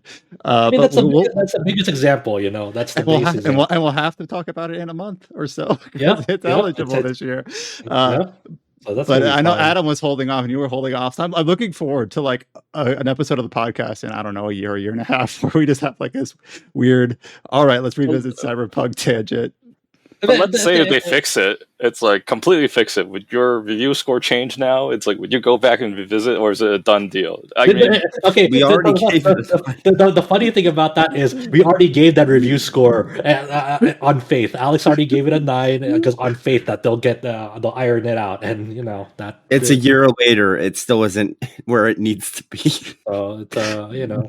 No, just look at the roadmap, guys. Fixes and improvements. Look at the roadmap. Man, Okay, so I can't wait. I can't wait for Anthem Next. It's on the roadmap. Surely Yeah. it'll happen. Yeah. all right, It's, so trying to like February. reel this back in, even though I feel responsible for like pushing it out in the first I place. mean, it's okay. It's interesting, right? Like, in a sense, do you think now that like people will have like a greater appreciation for Game Freak because at least they release quote unquote stable games, whatever the fuck Yes. that means? Yes. It's like in retrospect, Game Freak has been like redeemed in some fans' eyes. Yeah. I unironically, I think so, because like all of these people are seeing these bugs, and it's like, man, for all the issues like with performance and Sword and Shield and like the wild area, the game was like stable. It didn't have this many glitches. You couldn't skip the Elite Four with an exploit, at least. Yeah, well, watch in a few months when Arceus comes out, and then that just And like then and the adage will be like, at least it's not Ilka or Ilsa, however you pronounce that. that's weird. Again, I feel bad for Ilka because again, this is their first time working on a Pokemon project. Obviously, they were impacted by COVID and the pandemic. Like most of this game's development time happened during COVID. I'm willing to give them the benefit of the doubt, and I'm sure it'll be fixed in like a couple of months. Like Pokemon, okay. Normally, I'd be like, maybe it'll be patched, maybe it won't. But there's one exploit that lets you clone Pokemon. They're patching this fucking game. Yeah. It's I don't It's know. tough. I just it's one of those things that you now like people have seen that's the recurring trend of this year. It's like you just see a lot of companies putting out their like Twitter text posts of like, oh, we're delaying our game. Yeah, we're sorry to inform you that we're delaying our game. You know, you just see that again and again and again throughout this year. It's like, and I think that's a big conversation now that's been happening this year. Now that companies are like say like I'm sure there have been like many meetings behind the scenes this year. It's like, do you want to be the next Cyberpunk? Do you want to release this like and be the next Cyberpunk? I'm sure that's like a lot of like meetings behind the scenes of like when to release games now. Weird. Have any of you been keeping on top of New World or no? Yes, I have. My friends and I, it feels like every single day there's like a new bug for New World, and it's been really funny to like just talk about and see with friends because they've been kind of semi-following like what's just been happening with that game. And it's just think of the gif of like when you turn on the switch, two things break. When you try to fix this issue, two other different things break. When you try to like address that, two other different things. It's been New World's what's been happening with New World is wild. Yeah, and I don't want to get too much on a tangent, but for an online game like that, when these MMOs or MMO like games are almost expected these days to have like a 10-year plus lifespan, if you look at Destiny, if you look at Final Fantasy 14 or whatever, Warframe, some of the smaller titles as well, like that initial impression is so important to try to get people on board and keep them on board, that whenever I see like the tire fire that is New World, even though I don't have firsthand experience, I only played the beta, it's just cropped into my head talking about like the state that these things release in. But obviously that game was delayed several times as well, but obviously MMOs are massive undertakings. Well, I guess the takeaway here is almost any game release is a massive undertaking. With it's a miracle any game comes out and it ships, because the video game development process is immensely difficult. It's a lot of moving parts that are usually siloed off in development, and then when you're like kind of putting it together at the final stretch, you're just hoping and praying that like it kind of comes together well, and like the debugging phase is enough to like get it where it needs to be by launch. And and a lot of people for a long time now have been utilizing like the day one patches to like leverage that time frame. So and sometimes that Band-Aid works decently, and sometimes it doesn't. And then of course you mentioned like the recently the added complication of the pandemic. So I will say, just as an aside, since you brought up New World, my favorite like glitch bug thing that like I'm sure it's been fixed out, I think, was if you slightly move around the game like in windowed mode, you would be invincible. It's like if your window was just like kind of shaking just slightly, if any time it's moving. So people like wrote a script for that game where as you're playing the game, it would like move the window of that game slightly, so you're just invincible. This is a little bit less of a performance bug and more of a design thing. And I guess I don't know if I should share this because it's hearsay. I know I haven't loaded up the game to verify this myself. Just, just fire it. All right, Everything I'll just you fire it out there. shit. Apparently, that like an item or a piece of equipment will say like you'll do plus 20 more damage or plus 20 more healing or whatever. It'll augment a certain skill, but it only exists in like the UI text. It doesn't actually do anything. And people have like, run the math or run the counters to verify that. And it's like, ugh, that's like, you don't know if that's just like wasn't implemented properly or if they're trying to like, if they didn't account for certain items to interact with the combat system. So it sounds like it's not just performance issues, but also kind of like design or things like that. But I don't have firsthand experience. I did play like 20 hours of the beta, or the stress test, whatever that was. And I guess I was not enamored enough to pick it up on retail. So that's kind of where I'm at for that. Before we wrap up and go to the news here, what are like your next 2 to 3 games that you guys want to play before Game of the Year discussions happen? Like, what's like your immediate like priorities now? The 2 games I want to finish Shin Megami Tensei because I just feel like that's a major release for the year, and I want to finish Fantasian because I played the first half, and I know that I believe James and Adam have played the second half, and I just I don't want to leave it half finished. So those are my 2 games. Those are my 2 goals before deliberations. James and Chow. Let's see. I don't think I have anything. It was probably Tales of Arise, but that already came out. So yeah, I'm just from playing Halo. Yeah. I just want to play more Halo too. I've completed all of my weekly challenges. Now I can just play the game. I forgot that first event already wrapped up for the samurai armor.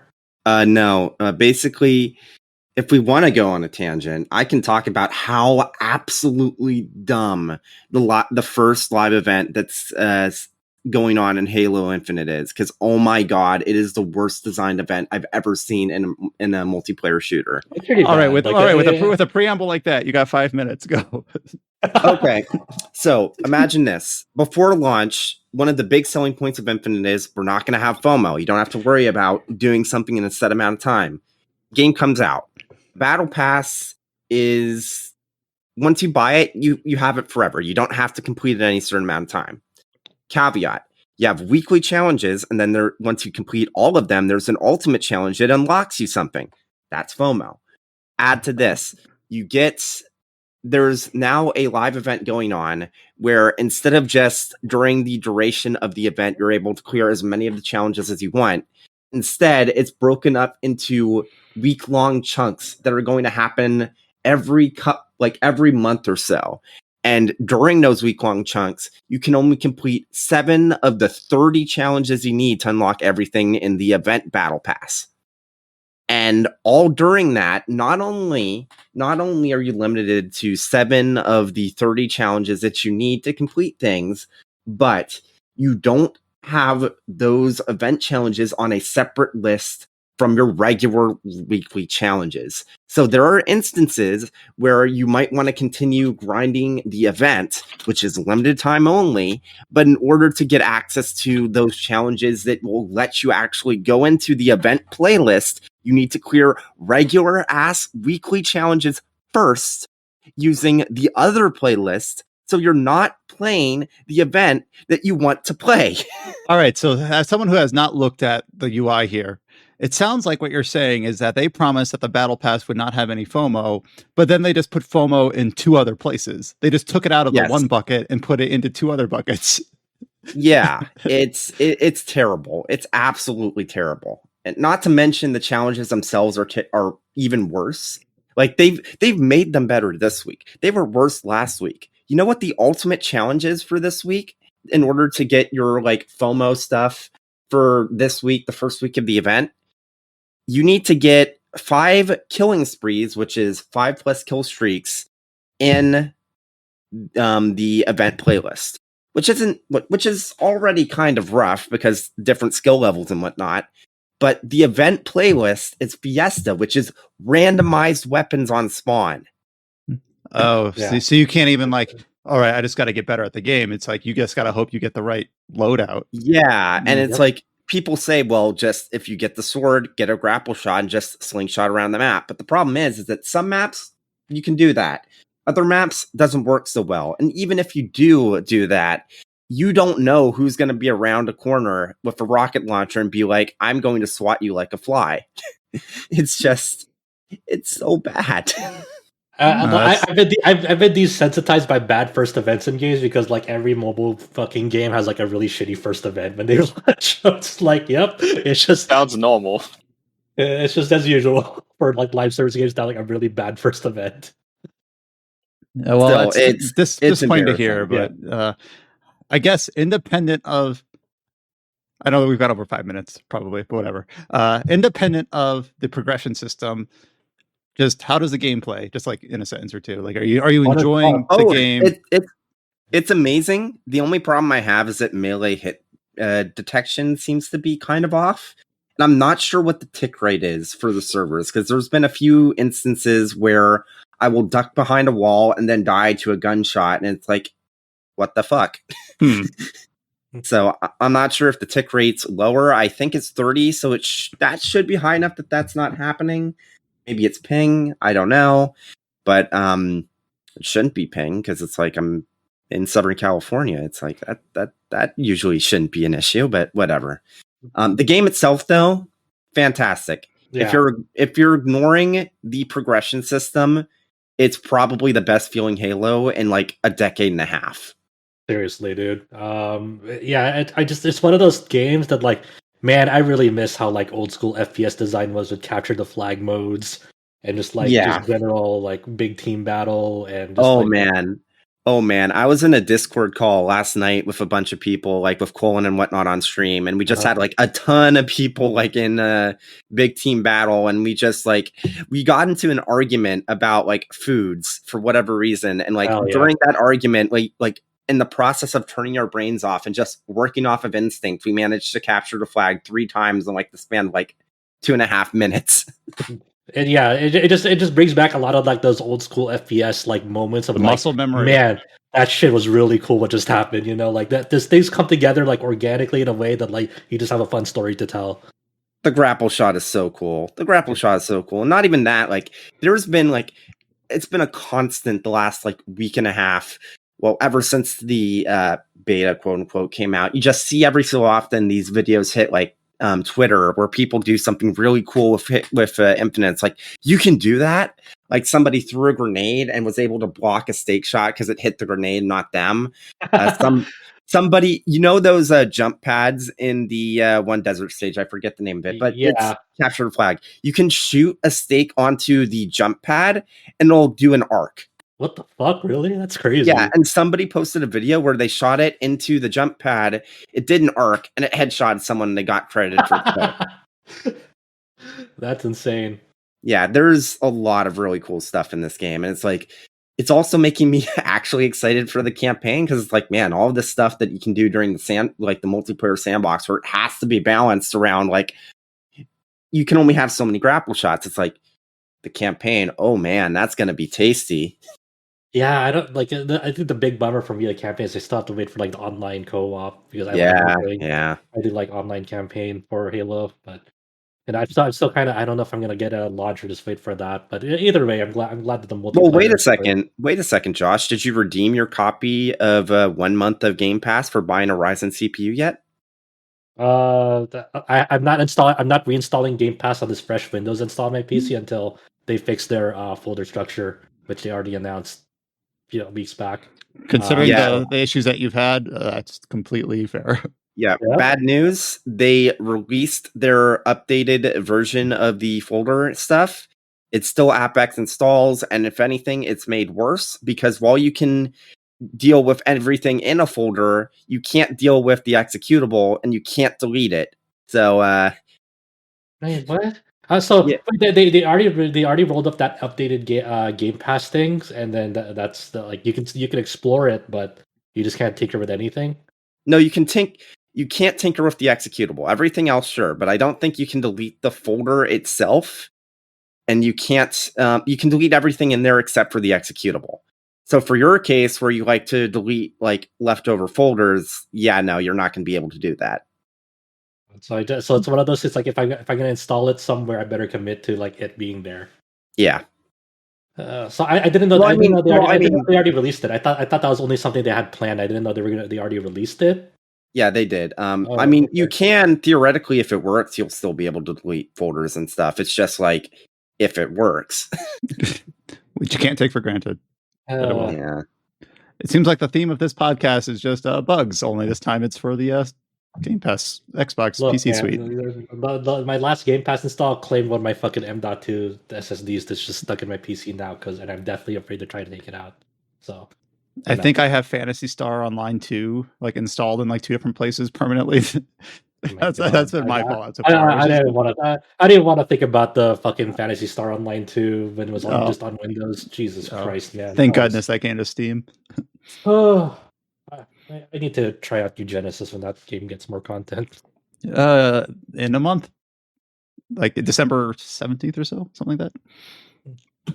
I'll let you know if it's I'll let you know if it's any good. I was tempted to start playing New Genesis again because it's like, oh, I got a new Xbox. I can just install it on there and free up 100 gigabytes on my PC. And then it turns out they never released the Series X patch. And if anything, a recent update, because it doesn't have the ability to tell if you're playing on a Series X or a One X, they nerfed it so that the graphical settings you could set in game, because like the Xbox version basically has all the PC settings, are limited to what you can set the max to, even though before people were able to have like the level of detail and like terrain quality much higher. Now it's like stuck on level 3 instead of like level 5. Basically, it's stuck on Xbox One levels. Yeah, and it's like they haven't released the Series X patch yet, even though they announced it saying, oh, it's going to be Series X enhanced, and it's been a year. It's like, Sega, please. Yeah, I don't know. The everything I've heard about like the way that New Genesis has been being handled doesn't inspire much confidence at the moment. So hopefully it gets. Well, I am a boiled frog, so I will let you know if the desert update's any good. All right, yeah, keep me updated because I do want to check that out. Yeah, I guess for me before Game of the Year, like now that I'm wrapping up two really long games, I do want to get to Death's Door. I do want to get to I want to get to like a game that probably needs to be represented in Game of the Year. So I need to like work on Omori. I want to. I know that's also a long game. That's like fuck, but I think all the talk about Omori, is one of those things that like if it gets left out, I think it'll be a big miss for our site if it does. So going into the news section of this podcast, it's going to be pretty casual, pretty light. Obviously, it was a holiday week for the U.S. anyways. I know that doesn't affect obviously every developer, but it's been a pretty casual week. So we'll just kind of go through this very low key. We did also have a couple of low key game announcements. So nothing world shaking here, but some things that were teased that we talked about last week that will go into the full announcement this week. No real rhyme or reason or theme to this. So we'll just kind of go through the few things that we do have. I'll start with this one. We talked last week about a tease for a new game in the Hyperdimension Neptunia series. And of course, we joked that it was going to be a remake, remaster, or something, because that's been par for the course. Nope, it wasn't quite that. It's not a new numbered entry either. It's a new, I would think you would consider this a spinoff. We got the full announcement for Hyperdimension Neptunia, Sisters versus Sisters. This is an action RPG being developed by Compile Heart for PlayStation 4, slated for April of next year in Japan. No localization announcement yet. So I don't know if you took a look at this trailer, Josh, and saw anything about it. Yeah, but yeah, it seems to be like you said, action RPG with up to 3 characters in combat, which is really weird because if you really want to highlight like all the sisters, there's 4 of them, so one of them is just going to get left out awkwardly. The Xbox One. No, there's no the Xbox one didn't have a sister. Only the Nintendo representative, Blanc, she has twin sisters. And then both the Neptune and my Neptune lore is lacking. I'm sorry. I just know that there's one that's like Xbox themed, which I always thought was kind of interesting. Yeah. But she doesn't have a sister, but she always wishes she has a sister. She's like a big MMO addict. Yeah, I mean they've only showed like very brief snippets of like the gameplay and like the it's like a 1 minute announced trailer and then some few details. So not a huge blowout. Yeah, so it's like okay, whatever, it's like another spin-off. Hopefully it's not shit like Virtual Stars, which I played earlier this year, much to my regret. I don't really have much of an opinion on it right now until like they show more gameplay. But I'm sure this will come out in the West, sometime next year, like all the other ones. And yeah, I mean, I think the thing that really throws me off is the name, because it's called Sisters versus Sisters, and it reminds me of that a show called Sister. I know what you're talking about. I watched Nick at Night. Yeah, whatever. Exactly. So that's all I think of. It's like sister. So I'm like, fuck, man. So I know this is coming out for, let's see here. It will have a PlayStation 4 and a PlayStation 5 version. The PlayStation 5 version will support haptic feedback, so it'll have some bespoke, features for the current gen version of the game. April 21st is the release date in Japan. I guess we'll follow up and see once there is a localization announcement for it, which we kind of do expect. But I know some people were maybe expecting or hoping for like a full release, like a numbered release, but at least it's not a remake remaster. Those people are the most punished because they always think that it's always going to be a numbered release, and then they always get let down for like the last 7 years or something. Now we should bring Nathan here. We get a perfect Neptunia expert to explain these things to us. Yeah, well, that's true. I don't know if what are you talking about, Chow? We have one right here. Yeah, it's you, right, Chow? Well, I've played. Hey, come on, Josh. I know what that HD actually stands for. Hyperdimension, Kieran. High definition. HD could be whatever it is that you want it to stand for, just much like GOG now. When's 4K, Kieran? 8K, Kieran? It's 8K now. Yeah, I see. I'm sorry. I'm behind the times. The other sort of low-key announcement is something that I guess maybe James will be able to talk about a bit, and that is an announcement in the Utawarerumono series. So they had a 20th anniversary stream in this last week for the Utawarerumono, the whole series, and during that stream, they announced a new title called Monochrome Moebius Toki no Taika, which can be roughly translated as Redemption of Time. So this was a trailer that was never officially uploaded outside of the stream, though some people, our friends at Gamatsu, were able to basically archive it and put it up on their channel. That's weird. That's weird because they said legitimately during the stream that it was going to be the full gameplay trailer was going to be uploaded on their YouTube page. Is it really not up there yet? Let me check.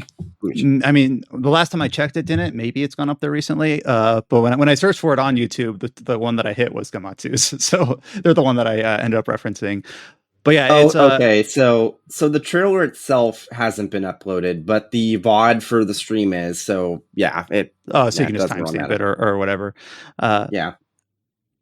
So I do not have the requisite knowledge to discuss this. So I know they showed about 10 minutes of gameplay, a couple a little not anime true. art Not still. true.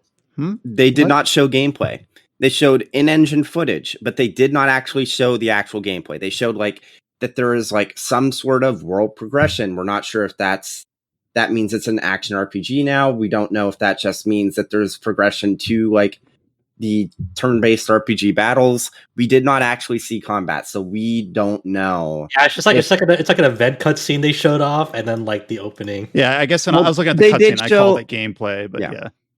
They did show some progression, so there is overworld progression, which is new because previously they were just a visual novel style story interspersed with tactical RPG battles, which was really good. So I'm not sure if this is technically a spin-off or the next mainline title? Because obviously that title sounds like a spin-off, which makes me think, does that mean it's going to be an action RPG? Because it looks like if you look at the actual engine footage, it's like, man, maybe they want to go for an action RPG or something. I don't know. Open zones. Yeah, we just don't know enough yet. Like, the only thing that we do know is that it is an interquel that takes place in between Prelude to the Fallen and Mask of Deception. That's it. Are any of the characters here from like the other games? Okay. Yes. The only character that they've shown, well, technically there's 2 characters they've shown that aren't from previous games. One of them is kind of from previous games, kind of not. There's the new main girl, I forget her name. They mentioned it. I'm pretty sure it's on our article on the site. Let me double check. Shunya. Yeah, okay. And the main character is Ashtor, who was a major character in Mask of Deception and also a major character in Mask of Truth for a different reason, which is a spoiler to talk about. But basically, he is one of the most He's a major recurring characters. character. Yeah, he wasn't in the first game, but he was probably the most important character for the story of the second and third game. And we never actually saw his backstory. Like, we saw bits and pieces of it, but they never really went into, okay, what led to him becoming one of the pillar generals and whatnot. Stuff like that. So this game is going to be his story about, like, basically what led to him becoming the person that he was in the second and third game and having such a huge, like, reputation and whatnot. So it's an interesting way of doing it, because I was, like, worried that I don't want there to be anything moving on from the ending of Mask of Truth. And this is like, I kind of wanted it to be an entirely new continuity, but if you're going to, like, shackle it to the old stuff, this is probably the best choice that they had. So I'm happy with it. Do you think we'll see this in the West? Because I know, like, the Zan 2 never got a localization. Well, no, Zan 2 just came out in July, so it's only been like 5 months. Oh, so you think they'll announce maybe both at the same time, or Zan then this? Maybe. I think it's possible. It's possible. The only issue I kind of foresee is that NIS America has a lot of games to work on recently. Yeah, they do. Yeah. So it's like they might be like, well, they just might not be able to make the time, because it's like when you're working on so many Trails games and you have a backlog of NIS titles to localize, like Labyrinth of Galleria and the newly announced tactical RPG that the Disgaea team is working on, that's coming out in January, and they haven't announced the localization yet, even though that's obviously going to be a priority for them. They're too busy localizing the most important game of 2022, Monarch. Let's go! Yeah. But yeah, it's like I think somebody will get it for localization. I don't know if it will be NIS America. I don't know. Maybe it'll be Axis. I mean, Axis has who does the PC releases. Shirobun. Okay. Right. They can't do console stuff. Technically, Monochrome Moebius hasn't had platforms announced. Yeah, I have some doubts it's going to be on Switch, just looking at footage. Maybe I'll be wrong. Maybe it'll run on Switch, but it's like, it's possible that one of the platforms will be PC, because technically the ports for Utawarerumono were done by Aqua Plus themselves. So maybe it'll be a PC release. That would be an interesting throwback, because it's like, well, obviously, Aqua Plus has a very, very storied history with PC, which I'm sure you know more about it than I do, Josh. But it's like interesting stuff. Yeah, again, they don't know platforms. They were originally like a PC focused company. Weren't they originally Leaf, and then Aqua Plus was like their like an offshoot, or am I totally wrong? That sounds right. I think so. That's what happened. Sounds pretty close to me. Yeah. But yeah, so we don't know platforms. I think it's safe to say that PS4, maybe PS5 are probably going to be 2 of them. Maybe PC, but we just don't know. It's going to be an Xbox Series exclusive. Oh, I feel like we were taking so many digs at Xbox. Well, we said Halo was good, so we're giving them good and bad. All right. We're good. Xbox and I are great. All right. All right, there's no rhyme or reason for the rest of these little news updates outside of those 2 game announcements that neither of them have localizations in the works quite yet, or at least not publicly announced. So let's just go through these. Here is one that ended up kind of taking off on social media, and that is we got the basically results briefing for Square Enix's, let's see, was it the fiscal quarter or was it the fiscal half? Second quarter fiscal year 2022. And the main takeaway from this was a statement about Neo, The World Ends With You. Obviously, another game that we'll be discussing in a month for the Game of the Year deliberations. And the statement in this results briefing is as follows. While Neo, The World Ends With You was well received by users, it has underperformed to our Square Enix's initial expectations.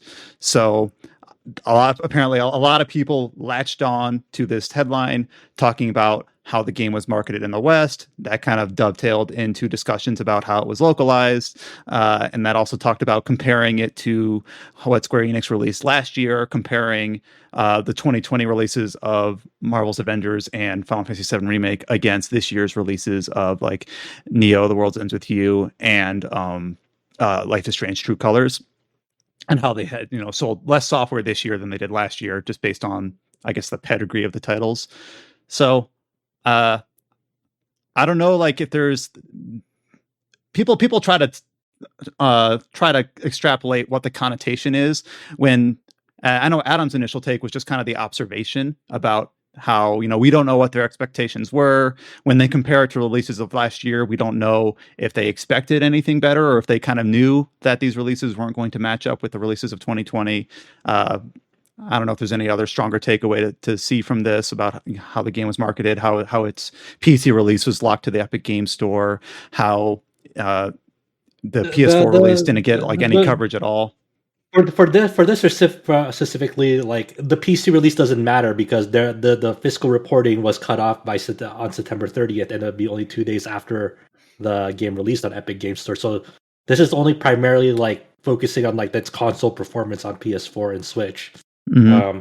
And to people who don't know, this is a thing that happens in businesses. This is their like yearly annual reporting. There's not like Square Enix arbitrarily cutting off the report. That's just the way they've done it for God knows how long. It's not like, oh, we're only gonna it's not like they came to the decision like we're gonna arbitrarily cut it off here and like make it so like Neo sales didn't look good. It's like that's not how these businesses work, because I know there was like a lot of confusion about that in the comments section because people don't know how the fuck these things work. And one of the things that I kind of briefly touched on this, but they basically say that Neo, The World Ends With You, Nier Replicant, Outriders, and Life is Strange all released within a 6-month time period, and sales were overall lower than the same period of time last year, largely due to Final Fantasy VII Remake and Marvel's Avengers, which is, to me, just an observation. Like, yeah, we released these 4 games this year. We released those 2 games last year, and this year the sales were lower.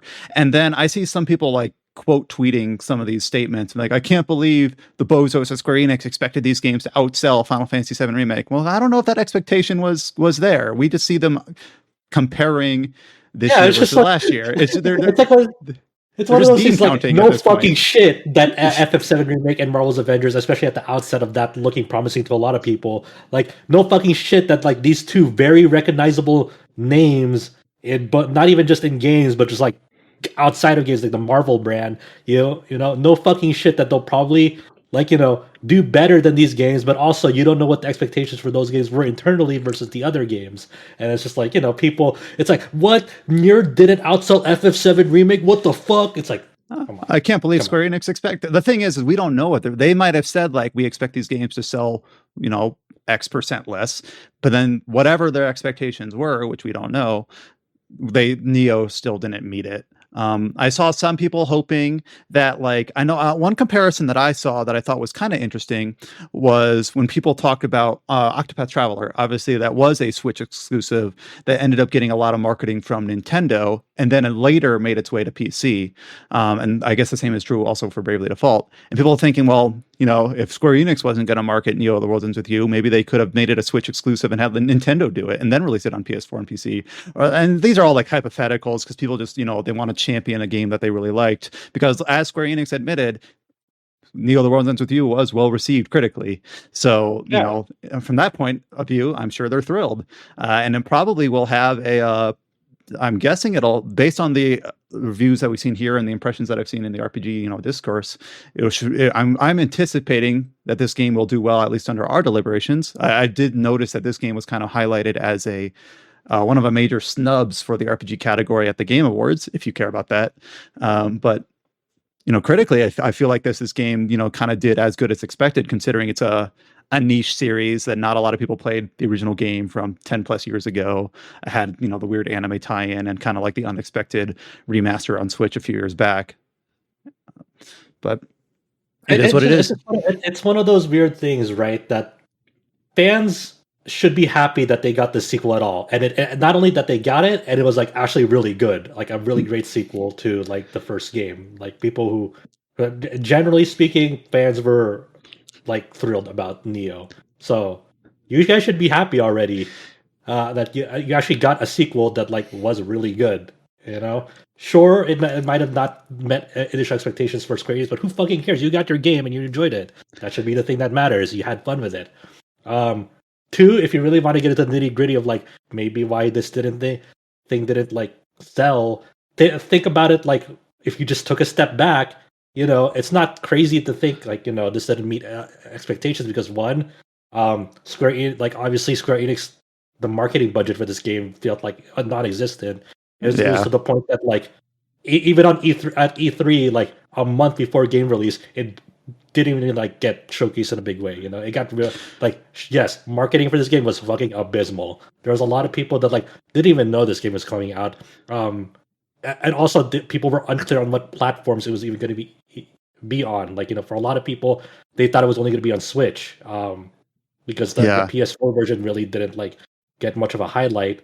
And there were also like I remember there was like this whole kerfuffle in Japan as well, where there were like ads for Neo like on like subways, but like the PS4 logo would be like covered by something on them. So a lot of people there thought it was just a Switch exclusive. Which like, there's lots of factors. I would just say the original game was pretty niche to begin with. Exactly, and this is also a fucking sequel to a 15-year-old really niche game on the original DS. And when you think about like from that perspective, this is a game that will really cater to like just the fans of the original. And let's all be honest, like that's not a big number, you know. People who who are like super giddy and excited to get Neo: The World Ends With You probably like the first game, and that fan base isn't like crazy high. Not to mention the release date was probably not thought out well, because it's like, okay, yeah, so Great Ace Attorney Chronicles and The World Ends With You, they're different games. But when both of those series, at least in the West, started off on the DS, and the same types of people were probably playing both. And it's just, I don't know. I feel like Capcom did a much better job advertising their game, and it's like, it just, people's, and not to mention, wasn't Great Ace Attorney Chronicle? Yeah, it was. It was $40 for both games. So it's like, if people wanted to just buy one, they only had the money for one, the time for one. It's like, well, we're going to get Great Ace Attorney Chronicles because it's cheaper. It's 2 games. And it's like, yeah, I mean, my gut reaction is to say, like, did Great Ace Attorney Chronicles releasing in the same day really affect Neo: The World Ends With You? But then I step back and say, we've already admitted that this is a niche IP, so chances are, so any little overlap like that probably counts. You know, it doesn't have the volume to you know, where if there's even a smidge of overlap between those two things, it could could affect the bottom line. And like if Neo released as like a holiday game, I wonder if it would just have more exposure. Not to Go ahead. Sorry. Not to mention, it's like, even if you theoretically could play Neo without having played the first one, just the perception of, oh, I should play the first one first, meant that, I'll be honest here, I got the PS4 version, I played it on PS4. I talked with the folks at my local game store about which version was actually getting pre-ordered the most. Neither did well pre-orders wise, but I was the only person that pre-ordered the PS4 version. They had like a dozen Switch pre-orders. And I'm sure a bunch of people were like, oh, I want to play the first one. Is it on PS4? No, it's not. I want to play the first one. Is it on Switch? Yes. So it's like it's just poor all around. Yeah, there's there's not even like super easy access to the first one, like unless you have a Switch, because you have like Final Remix with that release. There, even though it's not great, the updated controls for that isn't like good.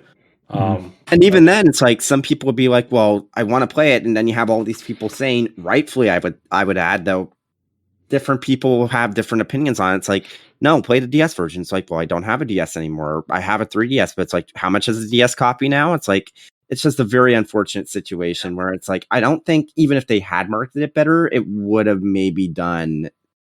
It's just by nature, it's inherently niche, and that's something you just have to like come to accept that like maybe the at least you got the game that you like and enjoy. That should be it. That should be like the bottom line. Well, hopefully it delivered.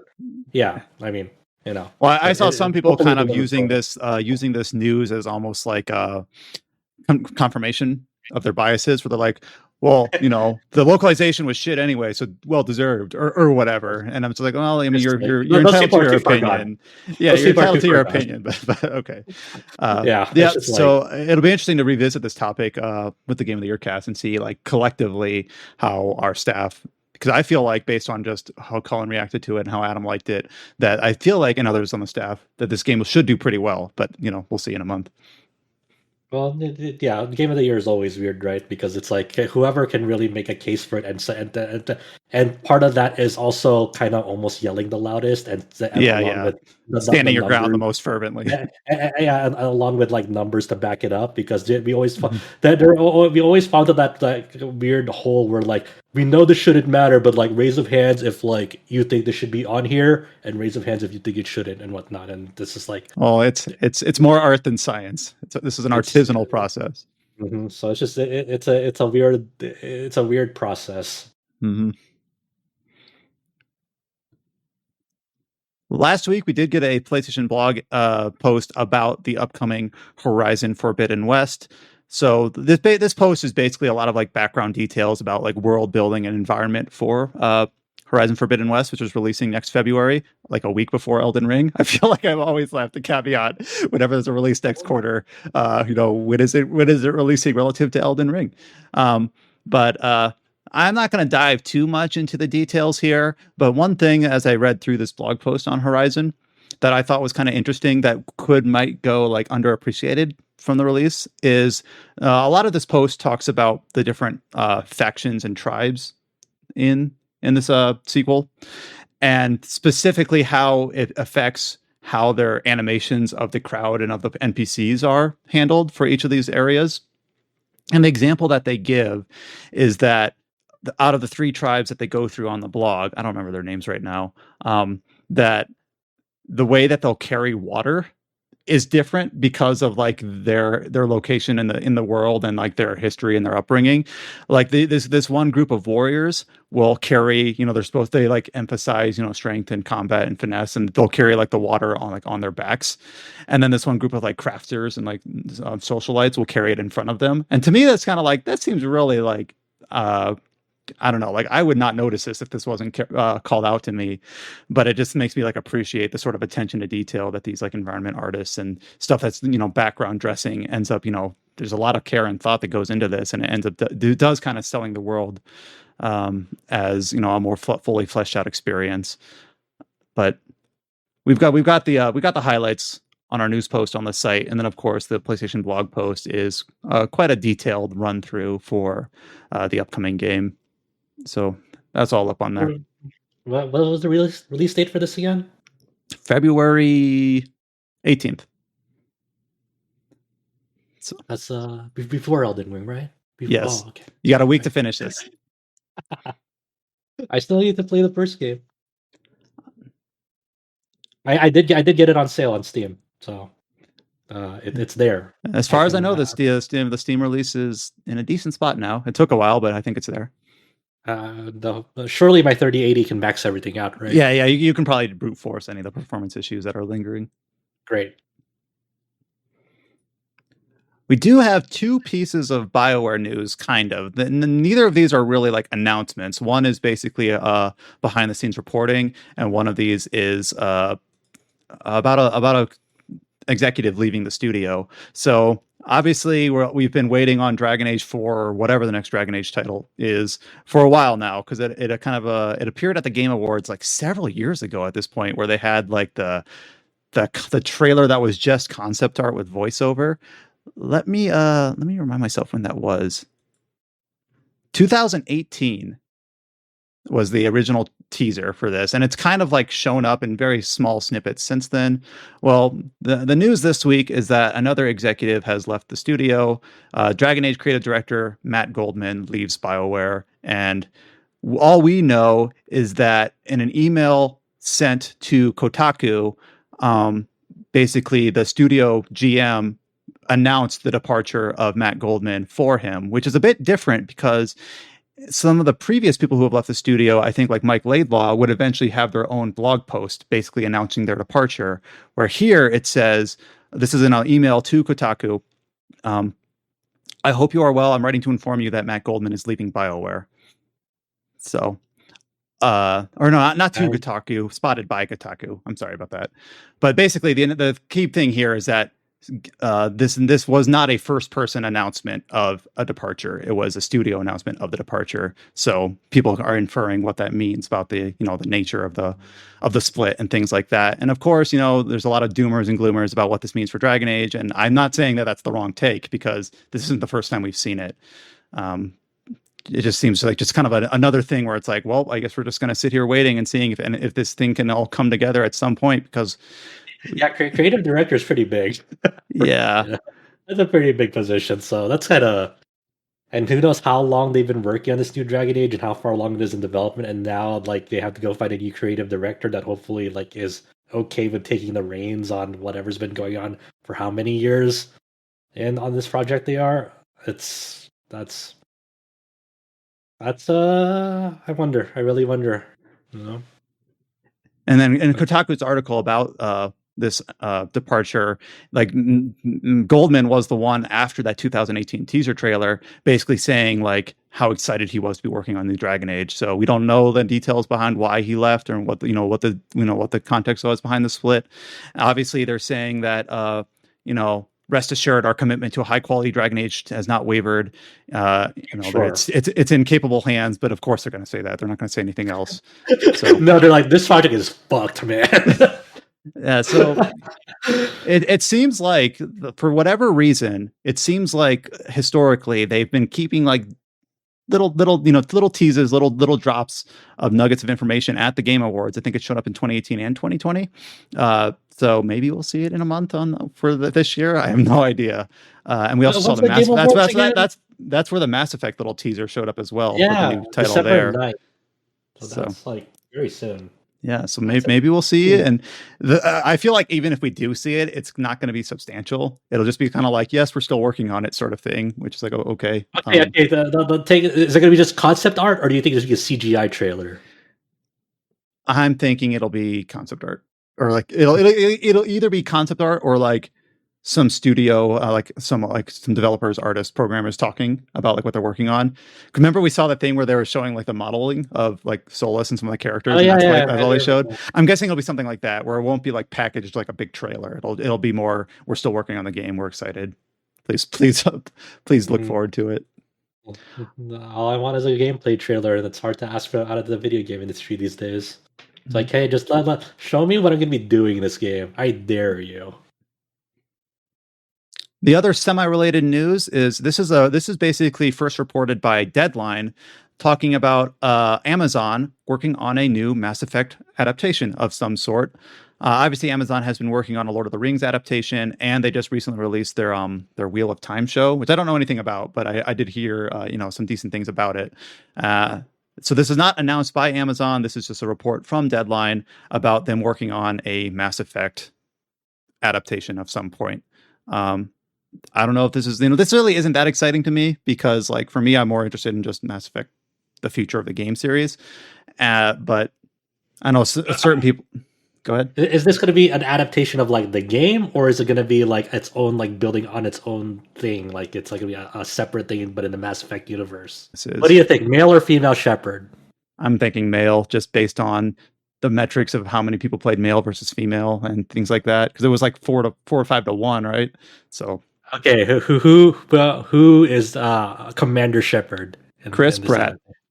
anime? Wow, you always go with the easy picks, don't you? It was the first name that popped in my head, for good or for bad. All right, what do you think, James the Chow? Who is Commander Shepard in this adaptation? I have no idea. James is like, I do not care. Chow? I would go for a female shepherd. I would take was that? I forgot what that woman's name is. The main character in A Quiet Place 2. Oh, what was her name? I'm forgetting it right now. Or actually, now that I'm reading, I'm googling around a bit. Now there's like speculation about certain people thinking like the show should not star Shepard. Basically, I'm not really interested in this show, so I haven't really drilled in to see like what's confirmed and what's speculation. At this point, there you go. Yeah. How about this? That'll be it. If this stars Commander Shepard, it should be a female Shepard played by Emily Blunt. There you go. That is the Tetracast stance on the Mass Effect Amazon show. I'll just vote for all of us. Thank you, Chow. I'm sure if this ends up making it to the finish line, because remember there was that movie deal like 10 years back that never came to fruition. Right. Yeah. So I'm sure if this ends up actually becoming a thing in like a few years, I'm sure Andrea and Alex will be on it, and they'll let us know exactly how good or bad it is. For sure. And hey, at least that Uncharted movie is coming out. So which is already a weird thing after release, because Tom Holland has been like, man, I never want to do that shit again. Have you read any of that about Tom Holland talking about the shooting of Uncharted? No, I haven't. No, I haven't. He's like, dude, it was so tough. I got so many bruises and injuries during the shooting, and I never want to do this again. Like, I'm so thankful of like working as Spider-Man and Marvel, because a lot of it is CGI, and like it's not as like labor intensive as like how it was in Uncharted. Like, poor kid. Let's see a few other news posts for the week. We got some details from Capcom about the upcoming Monster Hunter Rise PC version, which is launching in January. And obviously, for any of us who played World on PC, we knew that it had kind of not only the staggered release cadence of the original game, but it kind of doubled down on it because it happened with the expansion of Iceborne as well. Well, Capcom's basically nipping that in the bud, saying that the PC version of Monster Hunter Rise will launch with all the content up to the Nintendo Switch's release version 3.6, including all of the like crossover events, all of the like the Sonic thing, the Monster Hunter Stories, add-ons and all that. So basically, it sounds like while there is no crossplay, despite them having looked into the possibility, they are at least making sure that when players on PC come to Monster Hunter Rise, that they will not be kind of waiting for the same sort of doling out of the post-release. No crossplay, no cross save, but at least. But you get Sonic and you get Mega Man's dog, or whatever, from day one. Mega Man's dog. I don't remember his name. What is his name? Rush. I never played Mega Man. Rush. Okay. Also Okami, Street Fighter, and everything else. I mean, I guess that's a step in the right direction. It's like that's cool, but if you're already doing this, where's cross save at the very least? God damn it. Yeah. This is a consolation prize. Yeah, I mean, at least we don't have that weird, like, arbitrary staggered release with World, which is like always fucking weird. So at least at launch, you can just fucking rush through it and be prepared for Sunbreak. Hopefully, people just find a way to tweak the saves and like make it all compatible. I don't know. Fuck. Here's something maybe in. Oh, it's Sunbreak? No, the PC version of Rise. Base. January, I think. Let's see. I will check January 14th, I think. I want to say. I don't remember. 12th. For January 12th. Monster Hunter Rise PC, January 12th. There we go. Okay. Here's something that might be in Josh's wheelhouse. We have some details about Bravely Default Brilliant Lights. This is the gacha game that is it stars a new cast of characters, but also has like recurring characters from at least Bravely Default and Bravely Default 2. I don't know about Bravely Second, but it has a pre-registration open in Japan. So we don't have a release date yet, but we do know that obviously it must be soon if they're having the pre-registration for it. Some of these details I think were discussed and gleaned over back when the project was originally announced, how it has no gacha for the characters, which obviously suggests that there's gacha for, I don't know, like weapons or gear. And then also how, despite it being a crossover of existing Bravely properties as well as starring an original cast, it borrows the art style specifically from Bravely Default 2, which is more of that kind of like claymation, clay tech work style, which I thought was kind of an interesting choice because I felt like people were kind of lukewarm on that. But I don't know if you had any other further thoughts on this, Josh. I don't know if you're even really interested in this one, but I just kind of default to that for these sorts of projects. Yeah, I mean, I guess it's one of those weird things. Like, at least we now see the theoretical possibility of like, what would these like Bravely characters that we liked in the past, what would they look like on the Bravely 2 engine? And that's really what this is delivering. I assume it's going to be largely based off of like Bravely Default 2's framework and how it like switched the battle system, unlike how the turn orders worked in that versus previous games. I don't really have like a strong like feeling or opinion. I don't know if I'll try this game out, to be honest. You know what I want in this game? What? I want a fourth wall breaking joke about the Celestials, how they're scamming them out of their money, or something like that. Because you know how in the original game, the Celestial is supposed to be us, right? Right. And I would just hope that they break a fourth wall joke with the gacha system with us. Do you think this game will try to do that stupid? Well, I don't know if it's stupid, but it was like a weird mechanic at the final fight of Bravely Default 1, where like they use like the camera to like, you are the Celestial, so like You know? so like it has the camera focusing on you. It's like, oh, this is weird. So they're just using their camera smartphone, like you're in the game. I would never doubt it, man. They'll probably do that, aren't they? That's why this is on phone. They can't do that with the Switch. But jokes aside, is there any Bravely game that was localized, like for mobile? I think I forgot what it's called. There's this Bravely Default mobile game that was kind of like a MMO of sorts. I think that did get a release, but it was like so far in and it didn't live long, if I remember correctly. It was like an MMO where like people could like jump into like your turn-based battles. It was weird. I tried it out for a bit at the Japanese release. I never gave the English release a try because I was like, this is my type of game. But I think it did get released, but it was only for a short amount of time. Sounds like it's dead on arrival. Yeah, it was a really, really weird, bizarre thing. It's like, why is the Bravely Default name attached to this thing? There's nothing about it resembles Bravely Default. I feel like there's been a couple like Bravely. What was it called? I'm trying to find for it. There was definitely yeah, Fairies Effect. There you go. That's what it's called. I forgot if there's only one or there's another one besides this. I can't remember. Bravely Default is such like a weird lineage of like getting attracted to like mobile entries. And like I feel like I always hear these games announced, and then I never like none of them. Maybe it's just the bubble I'm in, but I never like hear from them again. So I've also tried to remember if like any of the Bravely characters got like a crossover collab with like the Octopath mobile game in Japan as well. I know the Octopath Traveler like Switch game, like so its characters obviously showed up there already, but I don't. It's another. It's like another one of these releases that won't get localized. It's so weird. Like the Octopath one and this one aren't getting a release, but like Dragon Quest Dai got a simultaneous worldwide release, and also the upcoming Echoes of Mana one is going to be like already planned for localization and probably a day and date release. It's so weird which IPs Square Enix is like, okay, this will be released to the West. Not these though. They're Japan only. Yeah. And I feel like the Octopath one is the one I feel like would do the best, but I don't know if that's maybe just me like coloring my, because that's the game I enjoyed the most and would like to see the most.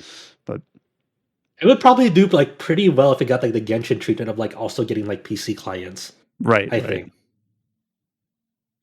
Who knows? Maybe in a few years it'll just randomly show up on Apple Arcade someday. We can only hope. With the gacha removed, like the Castlevania game? It depends. Like, it's doing super well in Japan, so it'd have to like really shut down and burn hard in Japan first, because it's been there for a few months, and then maybe then. I don't even know how you would grind for a character like it. That seems miserable. At the time of recording, we're recording this on Saturday the 27th.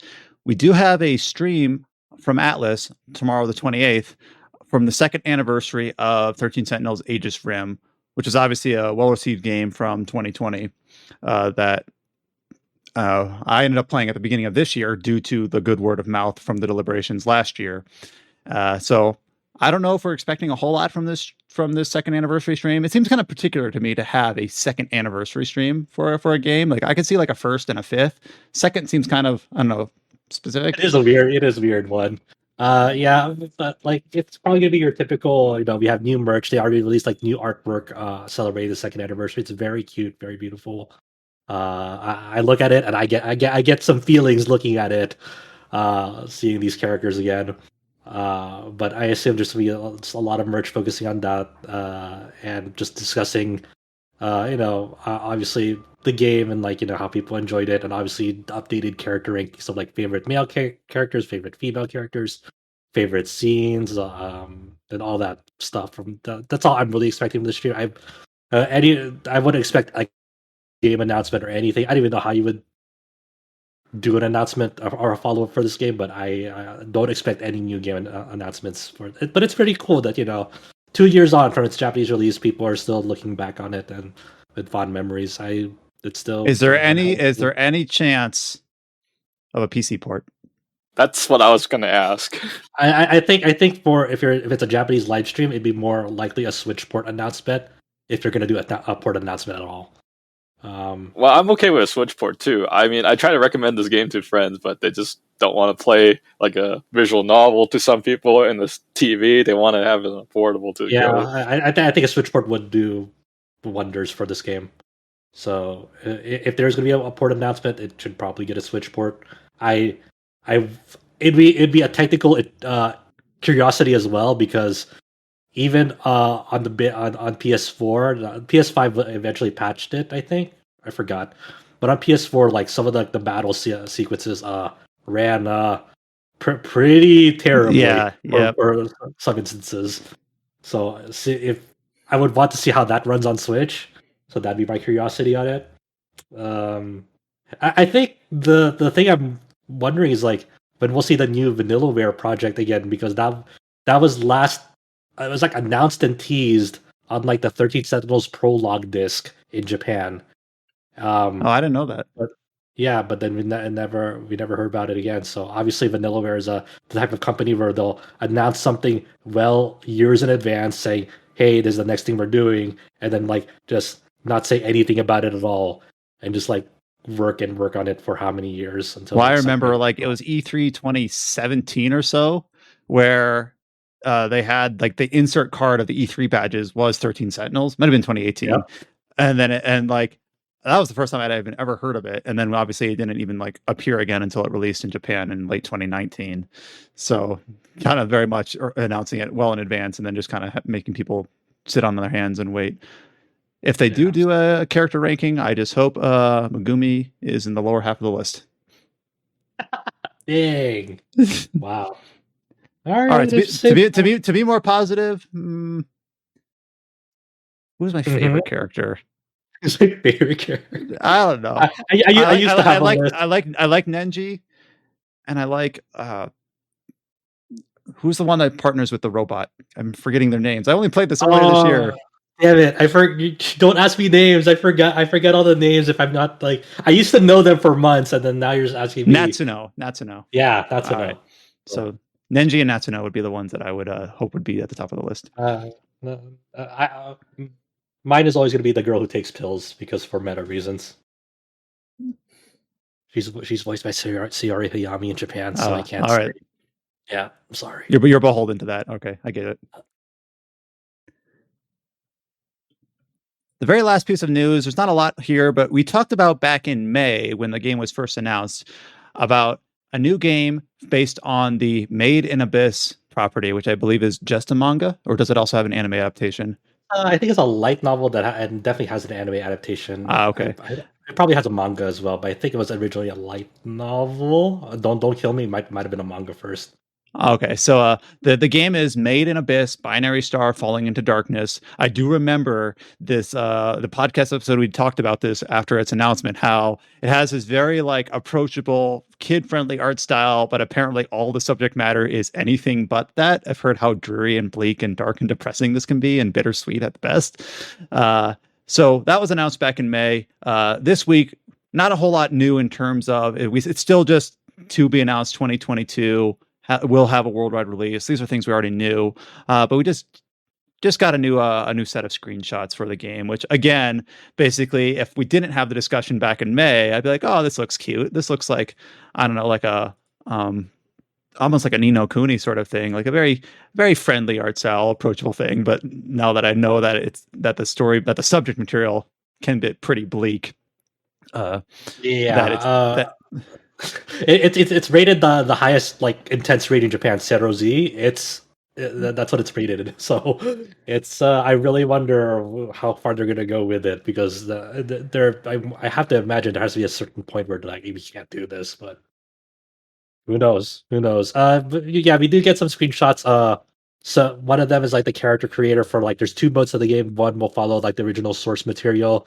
The other is like a brand new original story with like a create a character that person that gets involved with it. So you see a little bit of the character creation there. You also see like I think the most curious screenshot is like when they show off like the menu like for crafting.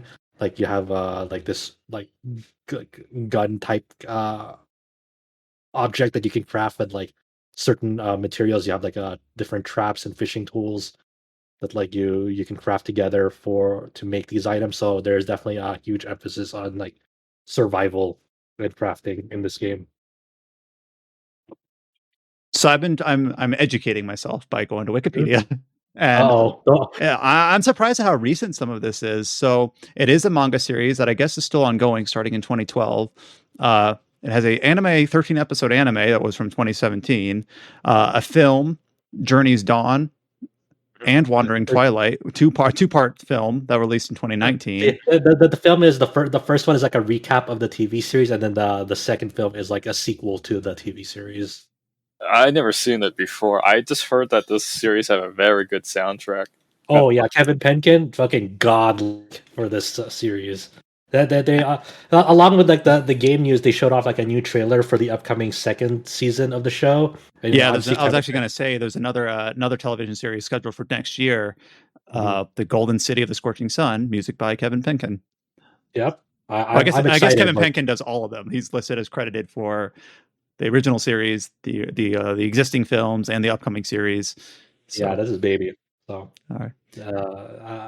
Like it's one of those series that like I'm excited for, like, you know, just to see, like, because I've never read it, so I'm excited to see like what happens next. But also part of it is just new Made in Abyss music, because the soundtrack is so good in this series. I love it. And this will be the first video game adaptation of the IP next year. I forgot. I seriously, I have no idea if Kevin Penkin is like composing the OST for this game as well. Because if he is, then we might have we might have a candidate for best OST next year. To be honest, if he's involved, no lie. And that covers it for the news we had for this podcast. So we were able to get a good amount of discussion about talking about kind of wrapping up our concluding thoughts on some games as we go into the end of the year. We also had a kind of a fun diversion talking about Halo, which is also a really big release of the year. So it's kind of good to carve out a space for that, even though it's not quite under the RPG site umbrella. No. RPG can also stand for rocket propelled grenades. There you go. I walked right into that one face first. So there you are. I feel it's like this episode's making fun of Cyberpunk again. I'm all that is just a tease for the Game of the Year podcast, where we are obligated to talk about Cyberpunk, at least for a little bit. We have to, at the very least, obligated for all of 10 seconds. Yeah, we have to add them at the very least. I can feel it. I can feel Alex is gonna push for it. I can feel it. Yeah. Oh Jesus, he's gonna be like, well, it's a fringe top 10 if you look at the what it does well. And you know what? Not only Alex, George is gonna push for it as well, even though he played the base PS4 release. He's like, nah, dude, it was fun. It was great. But yeah, it's gonna be lovely. So that'll happen in like a month from now or so, a little less than a month. It'll be mid to late December. But kind of cool to sort of start to get ideas about where will Cyberpunk end up, where will Neo end up, where will Shin Megami Tensei end up. You might argue it ultimately doesn't matter, but I'm curious. I'm interested. I'm as Josh mentioned, it does kind of depend on who brings the best argument to the table, who shouts the loudest, and who's the most stubborn when there's a confliction between opinions. I am making a proclamation. I will fight hell or high water to get Fuga into the top 5. All right, no, that'll be interesting to see, because we're gonna have a few titles like that. I believe Super Robot Wars will probably another one where we'll have really one champion for it that will have to make their case. Sorry, Josh, but believe me, I'm used to it. That's usually the case every game of the year. I'm like, man, hey, I'll be there too. But the only thing is that like if I'm talking about Pathfinder or Ruined King, I'm not that passionate about either game. So I'll be like, yeah, they're all right. So I don't have like that. So I have an easier job because I won't be as stubborn about it. Like, oh, okay. No one's gonna fight for the Nier replicant. That's a best yeah, that'll be obviously we'll go into the details for that cast, but that'll be in a remake category. But you'll be Chow, you'll be in there depending on how strongly you feel about Blue Reflection, because then you'll be the champion for that game if you thought that is deserving of top 10 or 5. Well, it is a great game, but I don't think it can beat the top 5. Chow for best ongoing support for Genshin, dude. He'll be like best ongoing. No, hell no, man. This game has no end game. It's like. All right, but that'll I can convince Josh to come back. It's like, there's a new character voiced by TM Revolution from Gundam. Do you remember? Really? Yeah, that Ito character is voiced by TM Revolution himself. Oh my god, that's fucking hilarious. That's really good. The only difference is that I don't think he'll die in one episode because they couldn't pay the guy. You never know. Best ongoing support Genshin for. Here we go. I'm told now. Yeah, they brought in characters voiced by Sayori Hayami and TM Revolution. All right, best ongoing support. But yep, that'll be fun to get to once we finally settle on a date and square up the conversation going into that. We do have the news posts up on the site. Oh, one thing that I forgot to mention at the top of this podcast is that we did get an interview, at least some of our questions answered, for the development team behind Voice of Cards, The Isle Dragon Roars, which is another kind of one of those October releases that we don't want to let fall through the cracks, and only a couple of us have played. But we did get some answers from the development team for that. Basically, a lot of it was around the discussion of how they presented the game as sort of like this tabletop analog experience, trying to get that feel for what is still obviously a digital product. So, what their history was with tabletop gaming and how they wanted to incorporate at least that vibe into the video game Voice of Cards. So Paige got that up on the site as one of our features.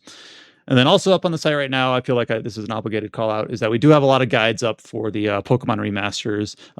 Basically, for all there's nearly a dozen up there that Quentin and Alex mostly have been putting out. I don't know if James has also helped with those, but there's a bunch of those up on the site as well if you are currently working through them. You can follow RPG Site on all the social media channels. We're on Twitter, Facebook, Instagram, and YouTube. You can always visit our website at rpgsite.net, and you can join our Discord through the link discord.gg/rpgsite, or hit the link at the top of our homepage. And we will be back next week with another episode of the Tetracast. And until you hear from us then, stay safe, take care. We'll talk to you soon.